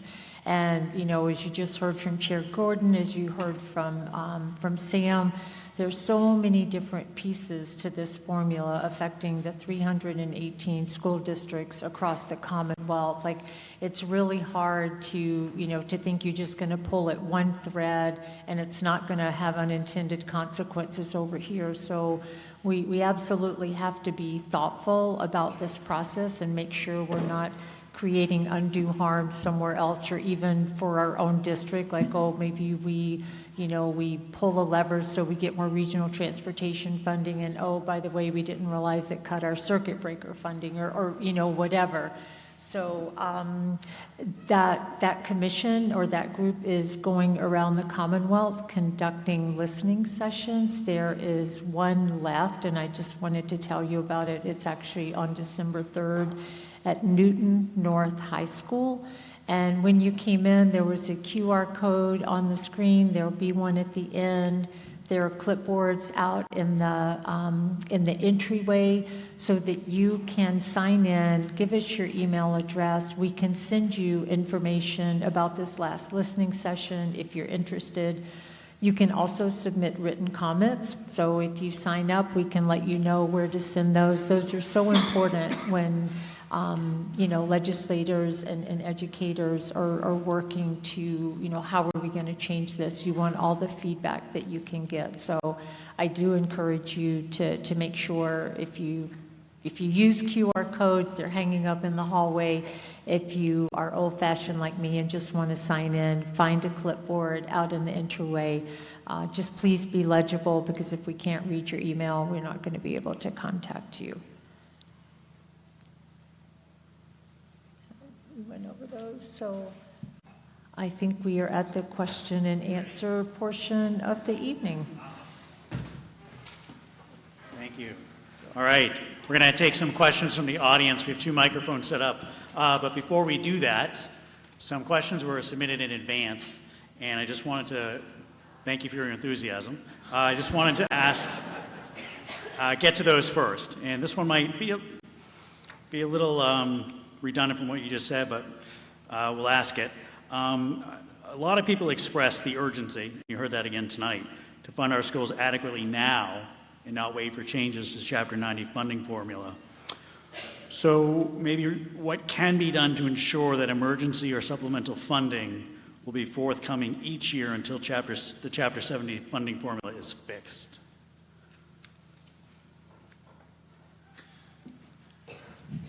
So I think, and the conversations that I've had with Superintendent Morgan and the other districts who have been represented here tonight are, coalitions work when coalitions are asking for the same thing, right? And what is the part of the budget that, if we prop up, can have the highest impact and provide the most relief to these hold harmless districts who are really struggling?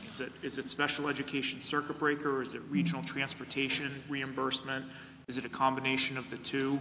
But I think what we tried to do last year and what we need to return and do again this year is to build that coalition of districts across the state, to have the superintendents reaching out to their state representatives, their state senators.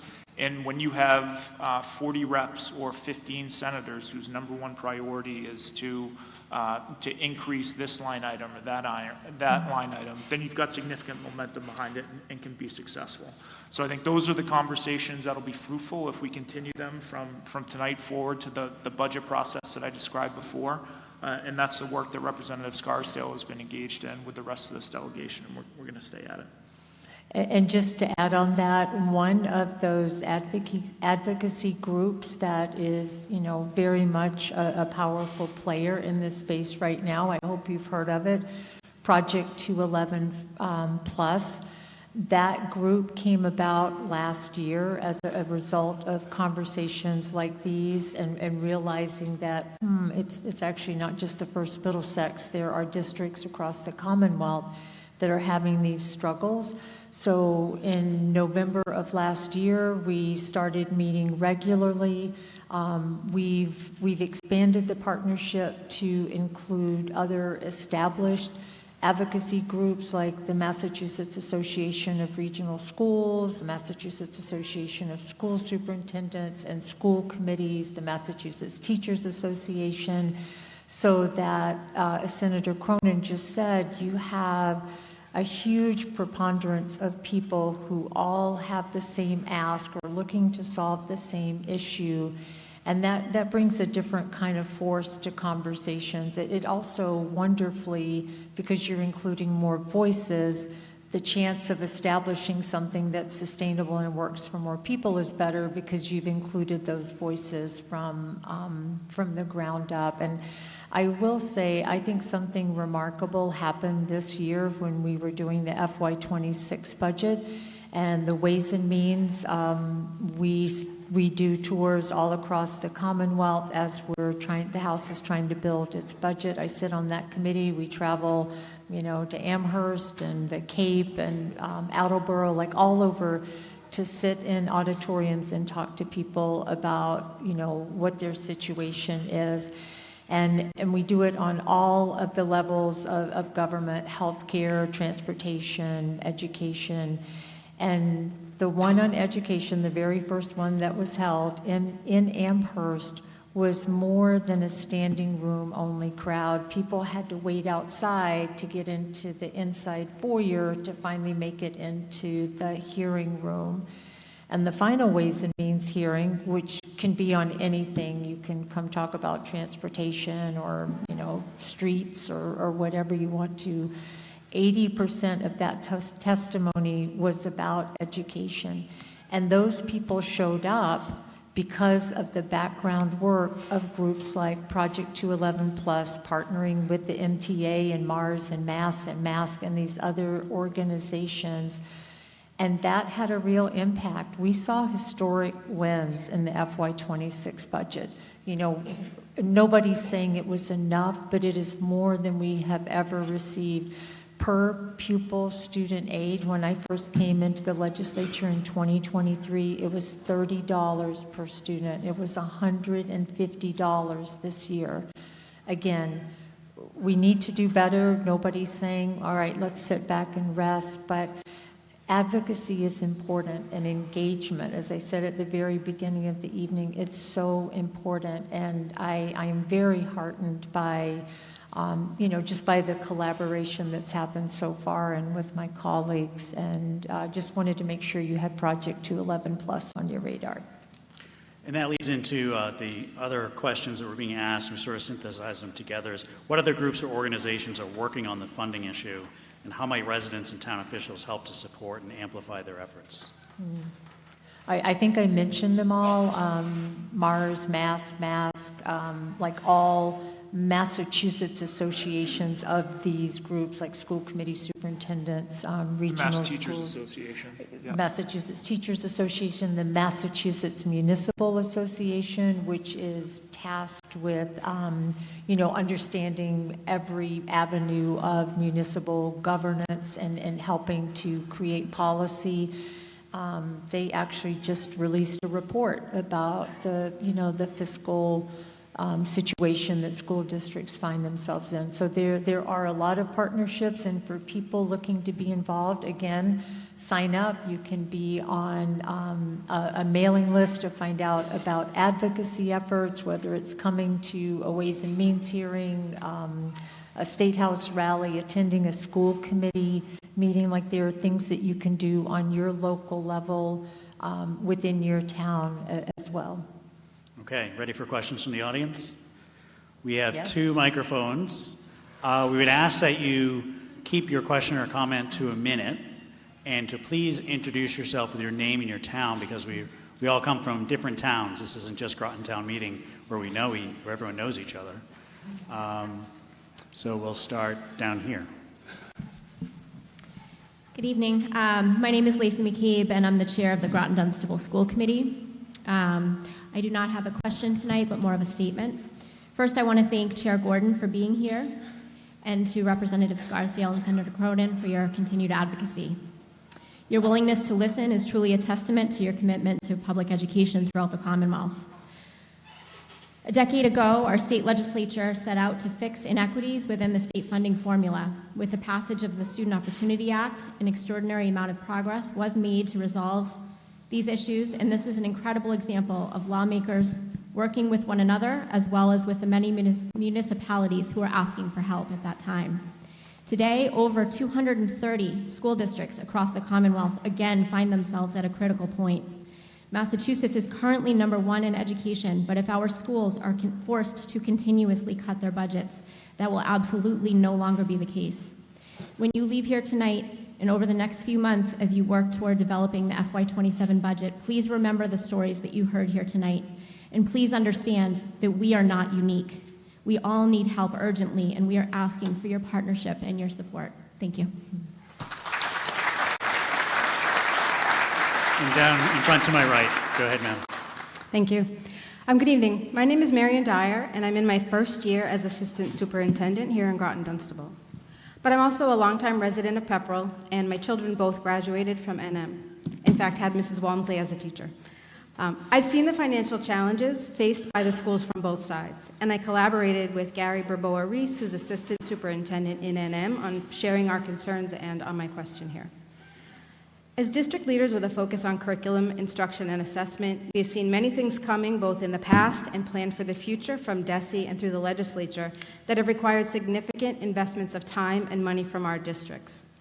The 2018 legislative edition of a civics course and civic action requirement, while awesome, came with a demand for time and resources.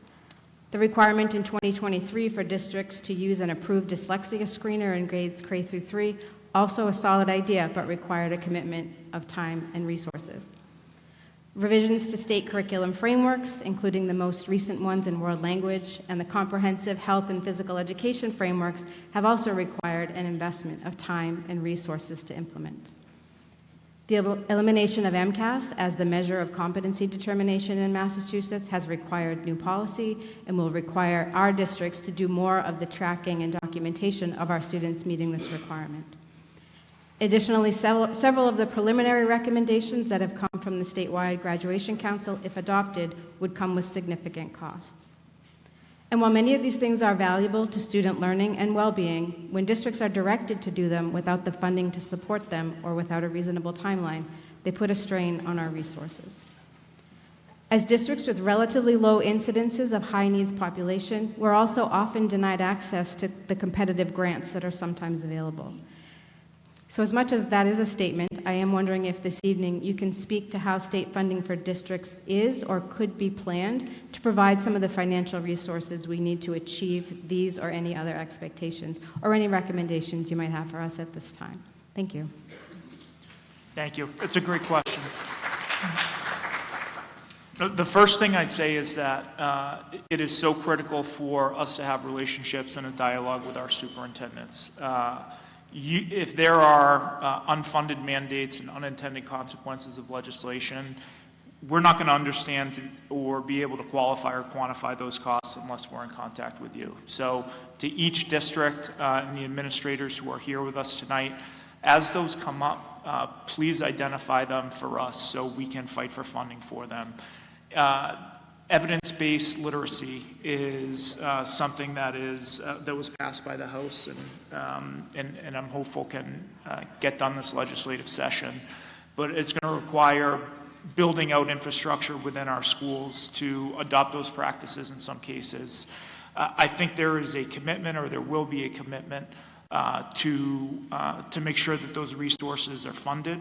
We did, I believe, $10 million in high-dosage tutoring for reading in the last surtax SUP that we did. And so those are conversations that are ongoing. With respect to MCAS specifically and the graduation requirement, that was passed by the voters. That was something that did not have support of either the governor or the Speaker of the House or the Senate President.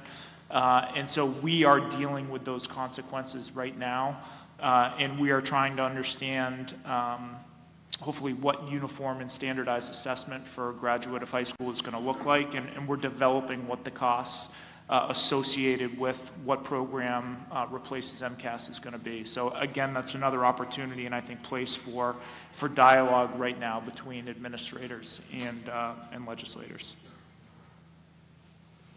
Okay, ready? Thank you, sir, for waiting. Now, may I have your question? I was genuinely enthused. But, you are. I appreciate it. Anthony Skellambrini, I'm the chair of the school committee for Lunenburg. One of the things that I'm wondering about is whether or not the legislature has concerned or has considered plans to shift some of the burden for medically fragile out-of-district placements on to private insurers. So, for example, the regulations say that if something is medical, it's covered by insurance, but medically related services can often fall on schools to pay for, and medically fragile out-of-district placements are exceptionally expensive. So, for example, if you have a nurse that can perform clean intermittent catheter services, the school has to pay for that, even if it's a medical thing. If they're out of district, those costs should be borne by private insurance and not by schools. But under the current legislative regime, we pay for them. And so if you could think about crafting legislation that would shift the burden for medical things to medical insurance and education things to educators, that seems like a common sense solution that would save school districts money in the immediate term. It does not require revamping the Chapter 70 formula. It does not require doing anything that's not common sense, like medical insurance should pay for medical care. So I'm just wondering, is there anything that you guys could do to help with that? I was going to say thank you for that idea. Like, that's what's so wonderful about forums like this, to, somebody who's on the ground and sees, kind of a detail that, as a legislator, you probably wouldn't be drilling down to that level. It's certainly something that I believe should be looked at. I see that it makes sense, but it's also, I'm not sure how it would work with the health insurance industry itself, but it is worth looking into. Thank you. All right, we'll go to the next question. To my right, yes, sir. Good evening. My name is Peter Beardmore. I live in Lunenburg. Thank you for hosting this tonight, and thank you for being here. I'm a former finance committee member in Lunenburg. I'm a former school committee member in Lunenburg. I still serve in a limited capacity as the chairman of the capital planning committee in Lunenburg, and I can attest to all of the impacts that were talked about tonight because I've heard them firsthand, and the cascading effect that it has on broader municipal services.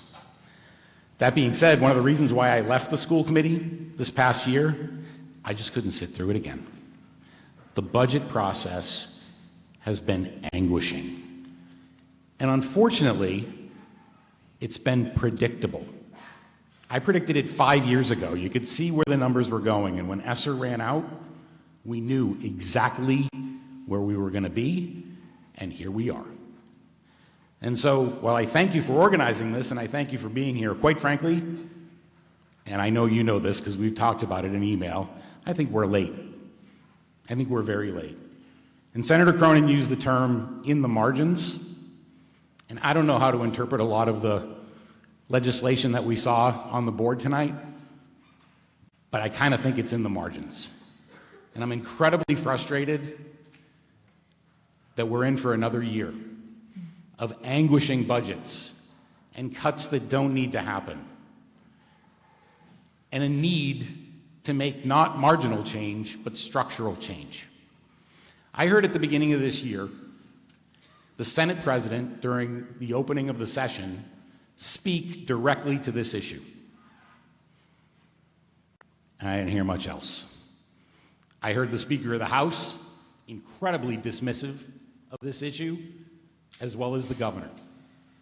And so while I'm very appreciative of the marginal changes that you both have contributed to, and I know that you have, and I don't in any way want to understate that, I'm very frustrated with our inability to effect fundamental change. I hear, thank you.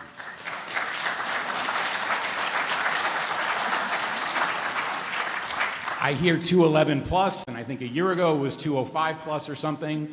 What I don't know is what is the actual legislative impact of those numbers? What can we really expect? What do we really have behind us in terms of a potential coalition? I don't know the answer to that question, and I really appreciate your commentary.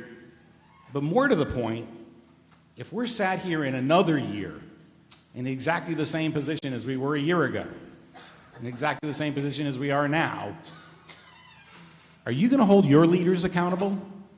Are you going to remove your Senate President or your Speaker of the House? Are you going to speak against them and hold them accountable for this inaction? Thank you.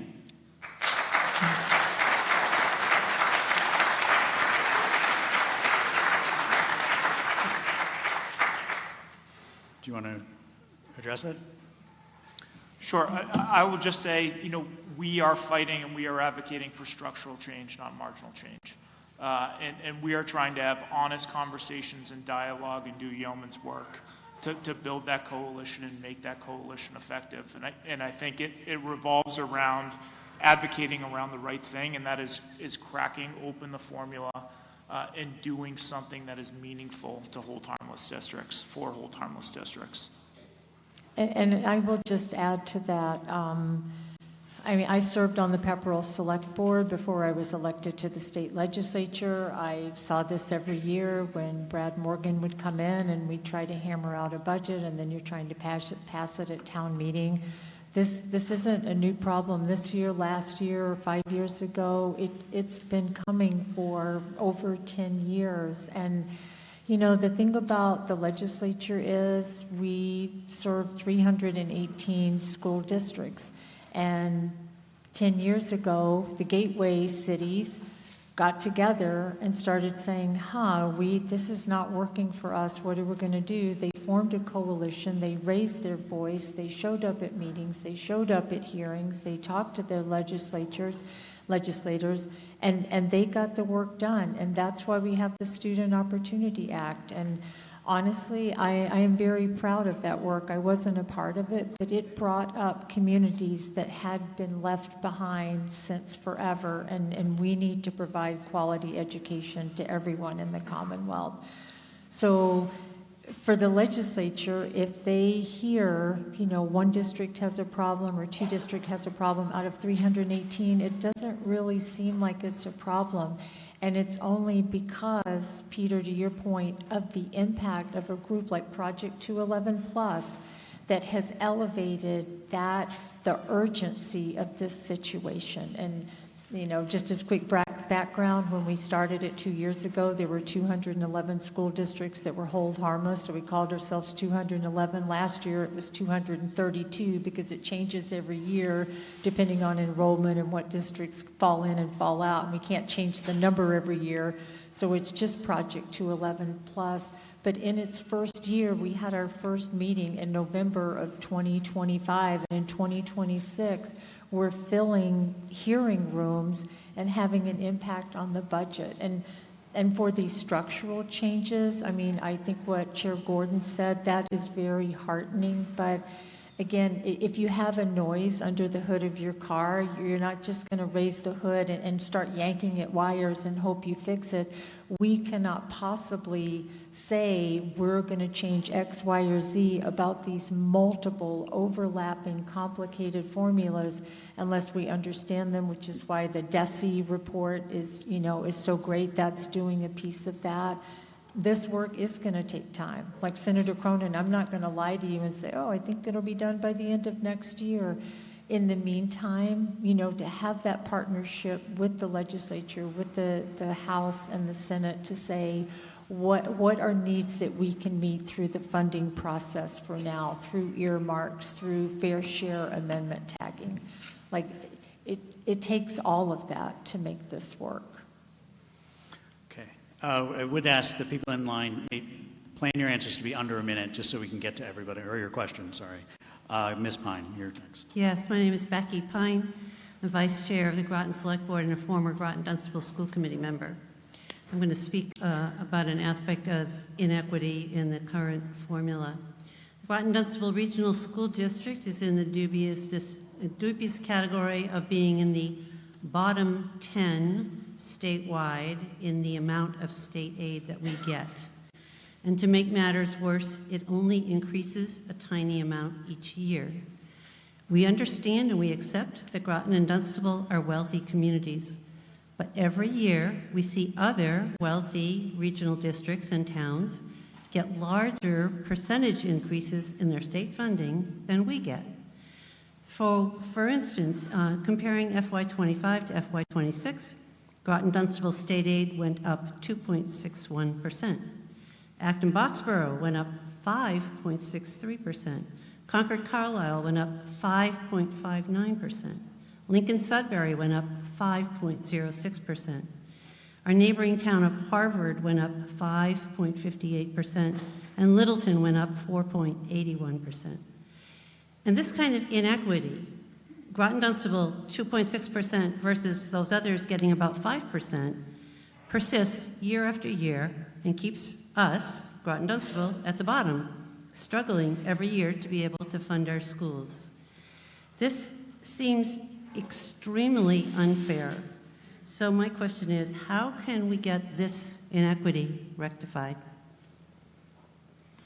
So I'll just say it's very difficult to compare one community to another community, right? The state appropriates funds through the Chapter 70 formula based on student enrollment, and student enrollment in communities, when it rises, state aid is going to rise. When enrollment declines, state aid is not going to increase consistent with those other communities with rising enrollment. I appreciate what Superintendent Morgan said about the historical trend over the past 20 or 25 years in North Middlesex Regional School District. But the population in North Middlesex over the past 20 years has declined, I believe, is it 30% or approximately, right? So it's, we need a fair funding formula, right? And I think it is difficult to say that Chapter 70 appropriations to communities shouldn't be based on student enrollment, right? For the reason that Chair Gordon said. I think that's something that we can continue to look at. And again, you've got the two foremost champions of hold harmless school districts here with you, who know that it's still not working for our communities. Okay, down in front, yes, sir. Oh, hi, Mike Clark, Lunenburg, Mass. Yeah, the thing on that chart that Sam Smith and the growth in the early 2000s and on, I wonder how much of that was due to the unfunded mandate of MCAS. And if you had a corrected chart without that, Lunenburg actually had practical arts in our high school, and with MCAS that was all eliminated. Now I think Senator Cronin, you're working to try to get some of that back in, but we had it, and it was pushed out. So these are just costs we have to recover from. Also, I know the pediatrician was talking on mental health. I was on the school committee from 2004 to 2007. A gentleman, Dr. William Pollock, came in. He had wrote a book on real boys, and it was called Rescuing Our Sons from the Myth of Boyhood. So the information on social emotional learning has been out there for quite some time. We just don't see the unions really embracing any of this. I was even at Nature's Classroom with our fifth graders, and they had mastered, these are college kids for a week, had mastered the school cafeteria with a la carte. The kids were all sitting with an adult at each table. They could go up, there were fresh foods, they could come back for seconds once they had finished. They cleaned up after themselves, yet our public school system seems to struggle with that. So Sir, you're coming up on 2 minutes. Is it? Oh, okay. Wrap up with a question? But then the last thing is, Senator Cronin, like you said, you created this gateway city concept for mill towns that have been in this, existence for 300 years. The goal of like Fitchburg was to get rid of dilapidated multifamilies and all, and realize they couldn't sustain the population for the infrastructure. And what did Massachusetts do? Go out and advertise to bring in as many migrants as possible. And again, that's to boost unions and. Okay, sir, is there a question you want to wrap up with? Yeah, I just don't see any motivation from Senator Cronin with his Fitchburg-Leominster base of 50% of the voting base to actually pursue funding formula changes. All right, Senator? Yeah, sure. I mean, I don't think you could point to my record and have an argument that supports that. I'll tell you, there's one senator who filed an amendment during last year's budget process. It was for $23 million for the state to fulfill its obligation for regional school transportation, and that senator was me. And so we need to be more successful next year and get more resources for it. But I wouldn't be making these commitments, and I wouldn't be fighting for the budget. I think you could look at the budget or any supplemental budget. Everything I've been able to earmark has not been for Fitchburg and Leominster. It's been for North Middlesex, it's been for Lunenburg Public Schools, and it's been for Groton Dunstable. And so I just don't think the record supports your claim. But you're All right, and down, sir, I have a lot of people to talk. We have the place until 8 o'clock. Thank you. Yes, sir. I also would just like to point out that Senator Cronin is here in Groton. He's not in Fitchburg right now. He's not in Leominster, so he made the commitment to come here and spend 2 hours of his evening because he does care about this, and he has been such a strong partner to continue to advance the work that needs to be done. Mr. Sheldon. Good evening. My name's Greg Sheldon. I moved to Groton 25 years ago with 2 children, put them through the school system. The beauty of the town attracted my family, and the school system reputation was top-notch at that time. I have 3 grandchildren, 3 granddaughters, 2 in the school system now. So I'm committed to investing in this for their success in life. And that should be a primary function of this conversation, that we're looking to the future. I think it was Sam Smith who earlier indicated that in 1993 the state had did the Chapter 70 law, which was to provide an obligation for quality education to all students regardless of income. It would sound simple, but it started off as a 50-50 partnership. It should go back to that, regardless of all the hurdles we have to jump through. That should be our goal. That's a minute. Say again? That's the minute. Give me 30 seconds. My message to Chairman Gordon, who's come tonight, thank you for being here. You have a seat and a voice with the speaker, given your title and your responsibilities. We need an advocate in that room when the door is closed with the speaker to articulate our needs and represent us. We would appreciate your consideration on that. I did a little homework before coming here tonight. I went to his website to look up his background. Very impressive. The thing that struck me most was the last line on your accomplishments. And it said that you were a former committee member of the all-night graduation party. The energy and focus from that energy and passion we hope to see. Thank you. All right. Yes, ma'am. Hi there, I'm Rebecca Wexner. I'm a resident of Groton. I'm also a parent of 3 school-aged children. I'm the only person that's come up to the microphone that actually has children in a school currently. So I have a couple things I'd like to say. I will do my best to keep it under a minute.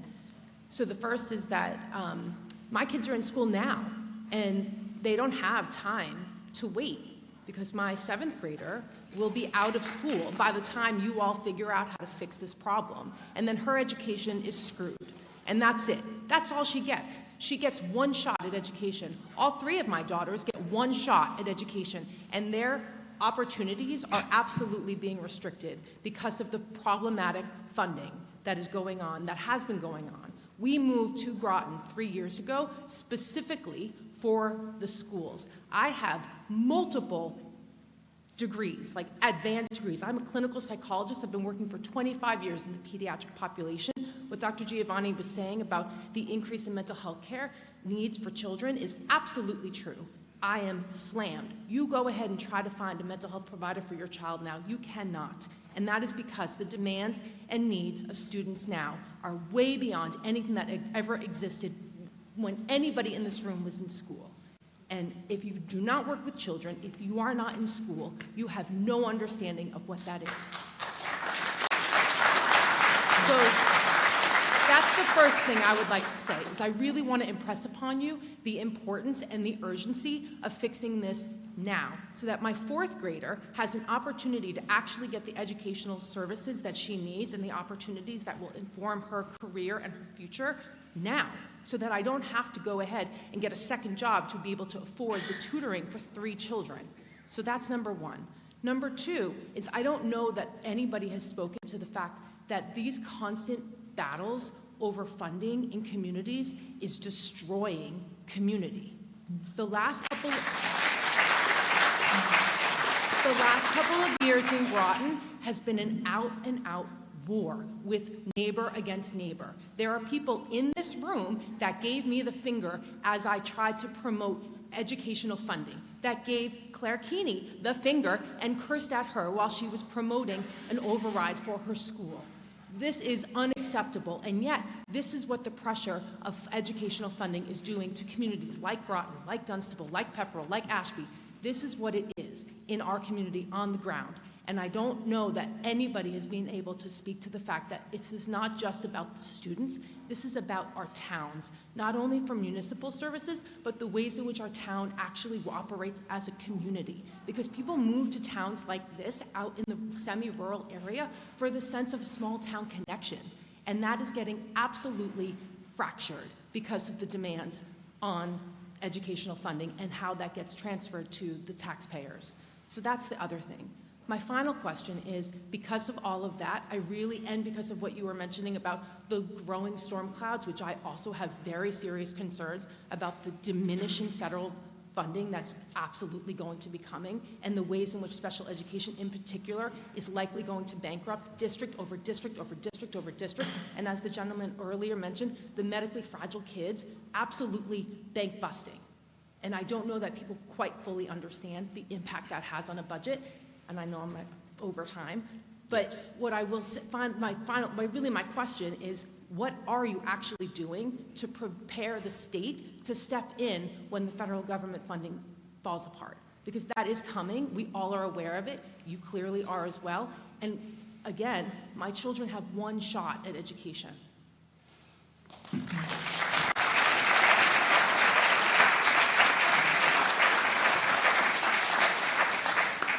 So I'll start by just saying, one, I hear you, and thank you for sharing your frustration and your urgency. I hear you. The second is that the state of Massachusetts and no state has the ability to backfill what we rely on the federal government for. It doesn't get stated enough, but in many areas and regions of the state, the number one employer is really Medicaid, right? And there is no backfill for losing billions of dollars of Medicaid in 2027. That is not something that the state is going to be able to step up. Unlike the federal government, in our Constitution, in Massachusetts, our Constitution requires us to balance our budget. And during COVID and the pandemic, we saw an influx of billions and billions of dollars of federal money and grant relief through the CARES Act, ARPA. All of that made its way into state tax coffers, and we were very responsible with it. So 8 years ago, the rainy day fund for the state was approximately $1 billion. Right now, it stands at $8 billion. Which is more than 15% of our budget, which puts us in a good place if we go into a recession.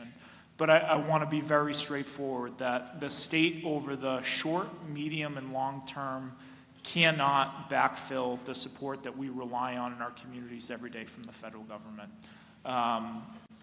And so I think, 2026 really matters for a lot of reasons. Okay, yeah, Mr. Fitzgerald, 1 minute. I'm Paul Fitzgerald and served on the Groton Dunstable School Committee and was also on the Budget Subcommittee. The proportion of funding going to the school budget out of Groton's annual overall tax revenues continues to climb.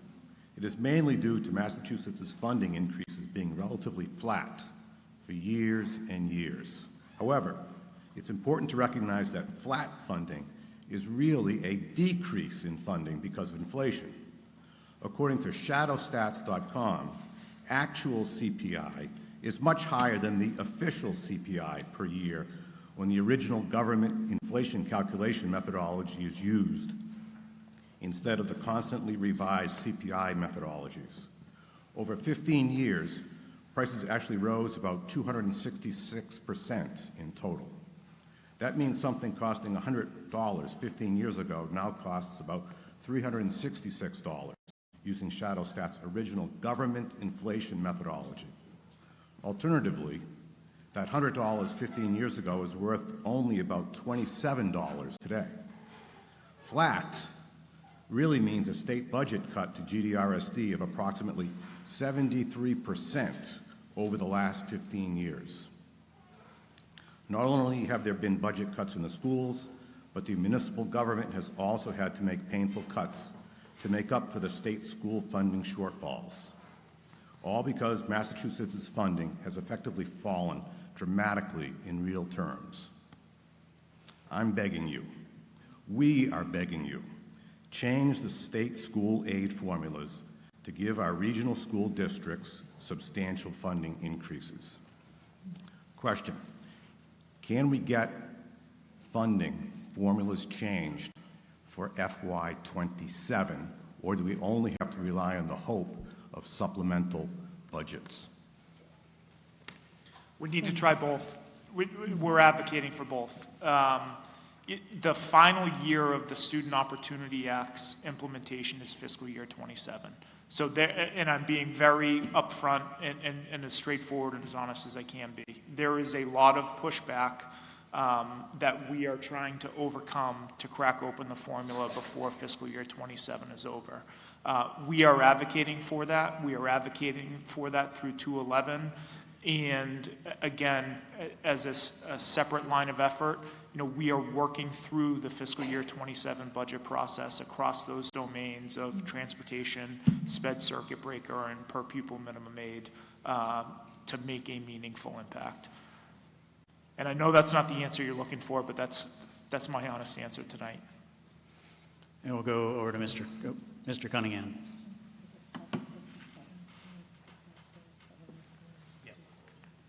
So folks, we're running up against the time that we have the hall. Could we just focus on questions? And if you have comments to submit, you can submit them to that email, educationfundingforum@gmail.com. Right, thank you very much. I'll be very quick. I think one of the themes... Peter Cunningham, Select Board Member, yeah, Groton? That's right, from Groton. Thank you very much, Mr. Moderator. The urgency, I think, to do something very quickly is imperative.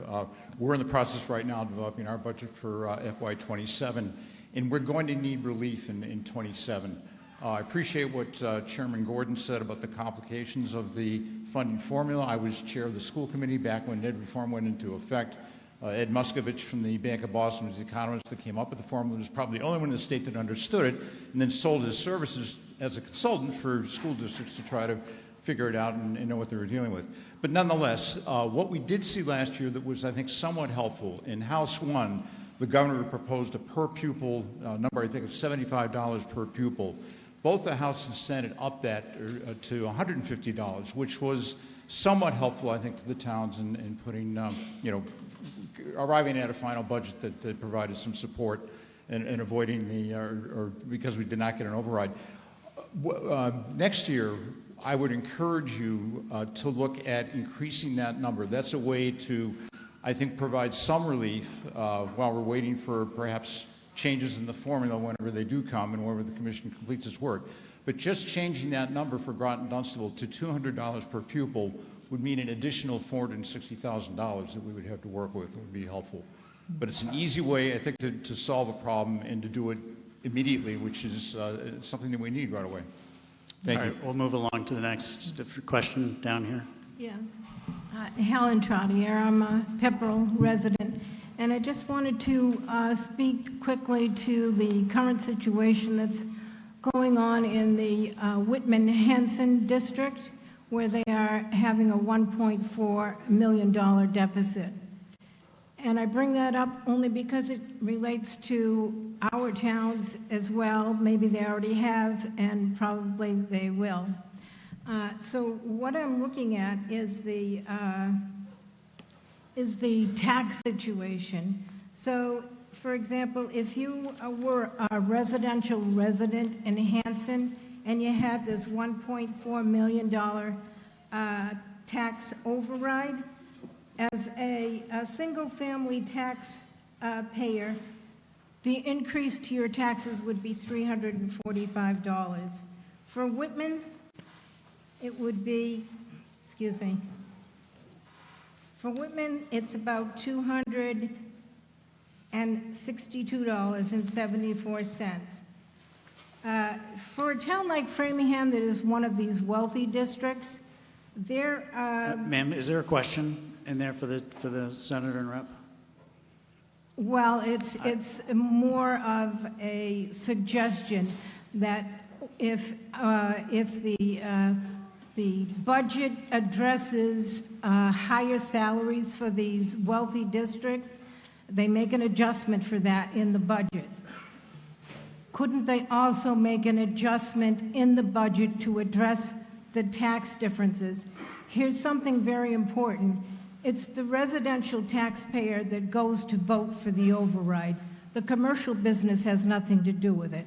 So the residential voter will see only their portion, and they probably would vote yes or no according to what their portion is. It's not the commercial business. So again, if I'd like to know even what the dollar amount is that is WAF-driven, the wealthy adjustment factor. What is that dollar value? Is it 100 million, 200 million? Okay, let's Yes. see if we can get Do an you answer. get my point? Sure, I don't have an answer for you. That's something that I'd have to look into, but could I direct you to my district director, and she'll get your email, and we'll follow up with you. Thank you so much. Thank you. Yes, sir, Thanks over for your here. time. Yes, my name is Chuck Walkovich. I'm a member of the Select Board in the town of Pepperell. Almost 2 years ago, Superintendent Morgan hosted a similar forum for the communities that support North Middlesex, and you both were in attendance, and I thank you for that. I think the message that you hear tonight is the same, if not worse. What I'm hearing is that the school districts and municipalities need to rely on supplemental funding or increase in other type of aids until this formula is fixed. The municipalities and the school districts are now in their budget process, and Senator, you spoke to the state's budget process. We are looking at flat or no growth in our areas, which is going to constrain our revenue. What assurances can either of you give me or give the towns that the supplemental items that were put in last year's budget will stay the same or increase so that we can do our proper planning? If we do not have an indication of certainty of what funds we will be receiving, we will be forced to make decisions that may affect our students. I would appreciate if we could get some assurances that our funding levels will increase. Thank you. That was very close to a minute. I can give you no Senator assurances. So our budget What was process. that? I didn't hear it. I can give you no assurances. That's our problem, sir. No. That's our problem. Let the senator speak, sir, Yeah. please. You had your time. Let but him I answer. want to say our budget process begins with a consensus revenue number that is based on projections of state tax collections for fiscal year 27. So I cannot give you a commitment to what that number is going to be and what the number is going to be when it gets back to the governor's desk in the summer of 2026. And I'll just give one example because it's important and it substantively addresses the concern you raised, which is valid, and I hear you. But the consensus revenue that we started with for the fiscal year 26 budget that the House, the Senate, and the governor agreed to for fiscal year 26, which is the year we are in right now, the difference in the number between January of the beginning of that budget process and July when the budget got sent to the governor's desk for her signature was $1 billion less. And that was based on how revenue estimates for the fiscal year we are in right now changed over 7 months. So anybody who can give you assurances of what that number is going to be for fiscal year 27 and fiscal year 26, where we are right now, is a charlatan. And I'm just being very candid with you. We need to maintain a dialogue between the superintendents, the local budget process, and legislators, and I think that's what we're doing right now, and that's a commitment that you have from myself moving forward. Unfortunately, Sir, wait a minute, sir. We need to move on. Unfortunately, We're out of time. Unfortunately, Senator, So I'm going to move that over to doesn't Mr. help Hewitt. our students. Thank our you, sir. students are going to be the ones that are going to suffer. Thank you, sir. That point has been made. Mr. Hewitt.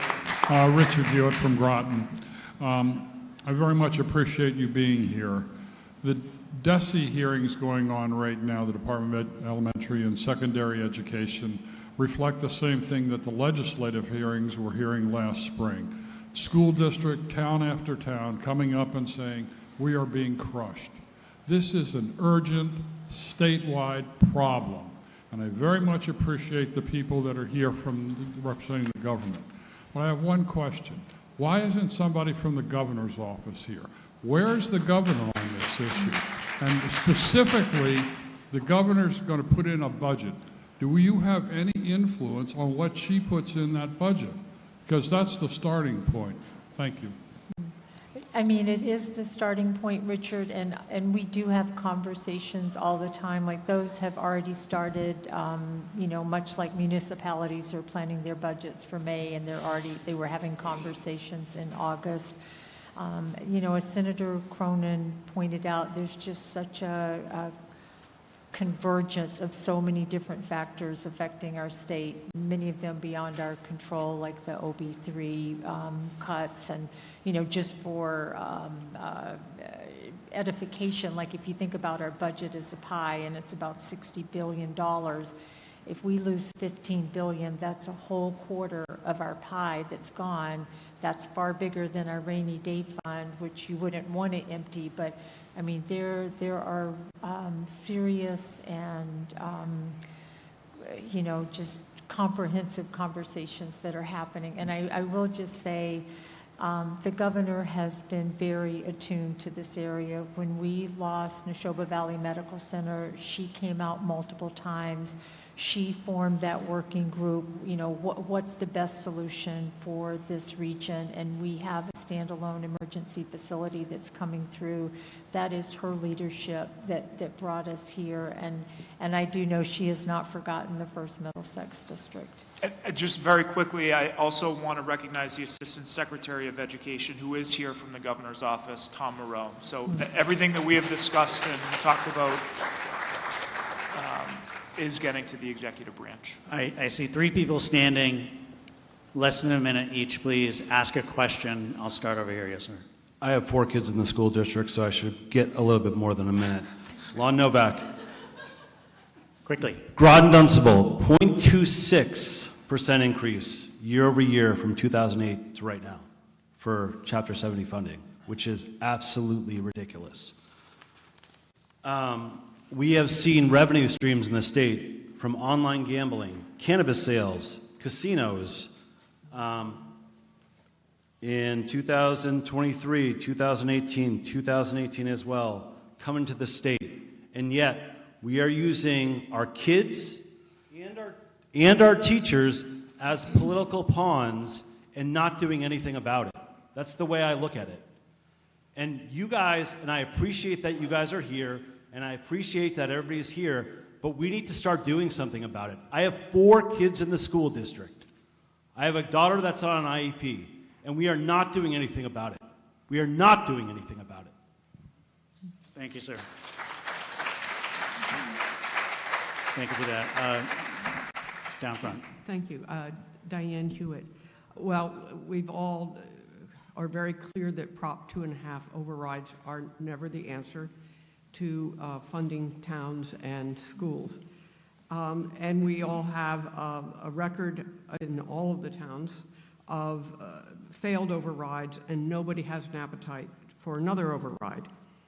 So until the state funding formula is fixed, do you think the legislature would consider exempting non-discretionary costs such as health insurance and pensions from Prop 2.5?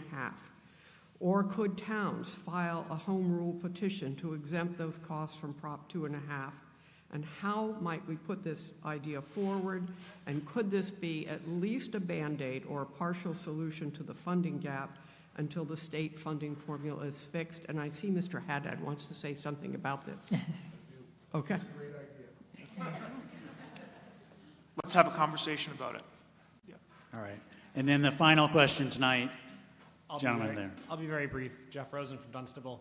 I don't know a lot exactly about how the funding formula works, but it seems that it's based on increasing or declining enrollment. And I ask that as you consider this for FY27, the MBTA Communities Act, people are building certain large developments in areas in specific districts. Dunstable is not an MBTA community, so there's not large communities and things being built. So I would just ask that you consider that when you're looking at funding formula changes. Thank you. Thank you.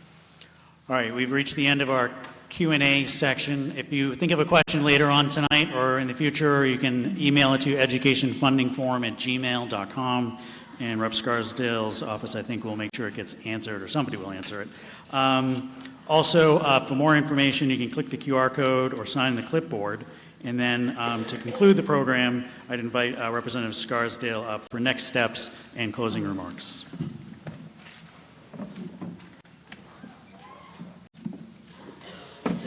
I will be very brief about the next steps. I think some of them I've covered throughout the presentation. Please, please, please sign up to get advocacy alerts. This is a huge issue. It's complicated. There are many moving pieces. We are working on pulling together a meeting in January of all the groups that I mentioned before, the MARS, the MASS, the MTA, the Project 211, to talk about priorities and what we're going to focus on in order to stay up to date about what's happening there when Ways and Means hearings start.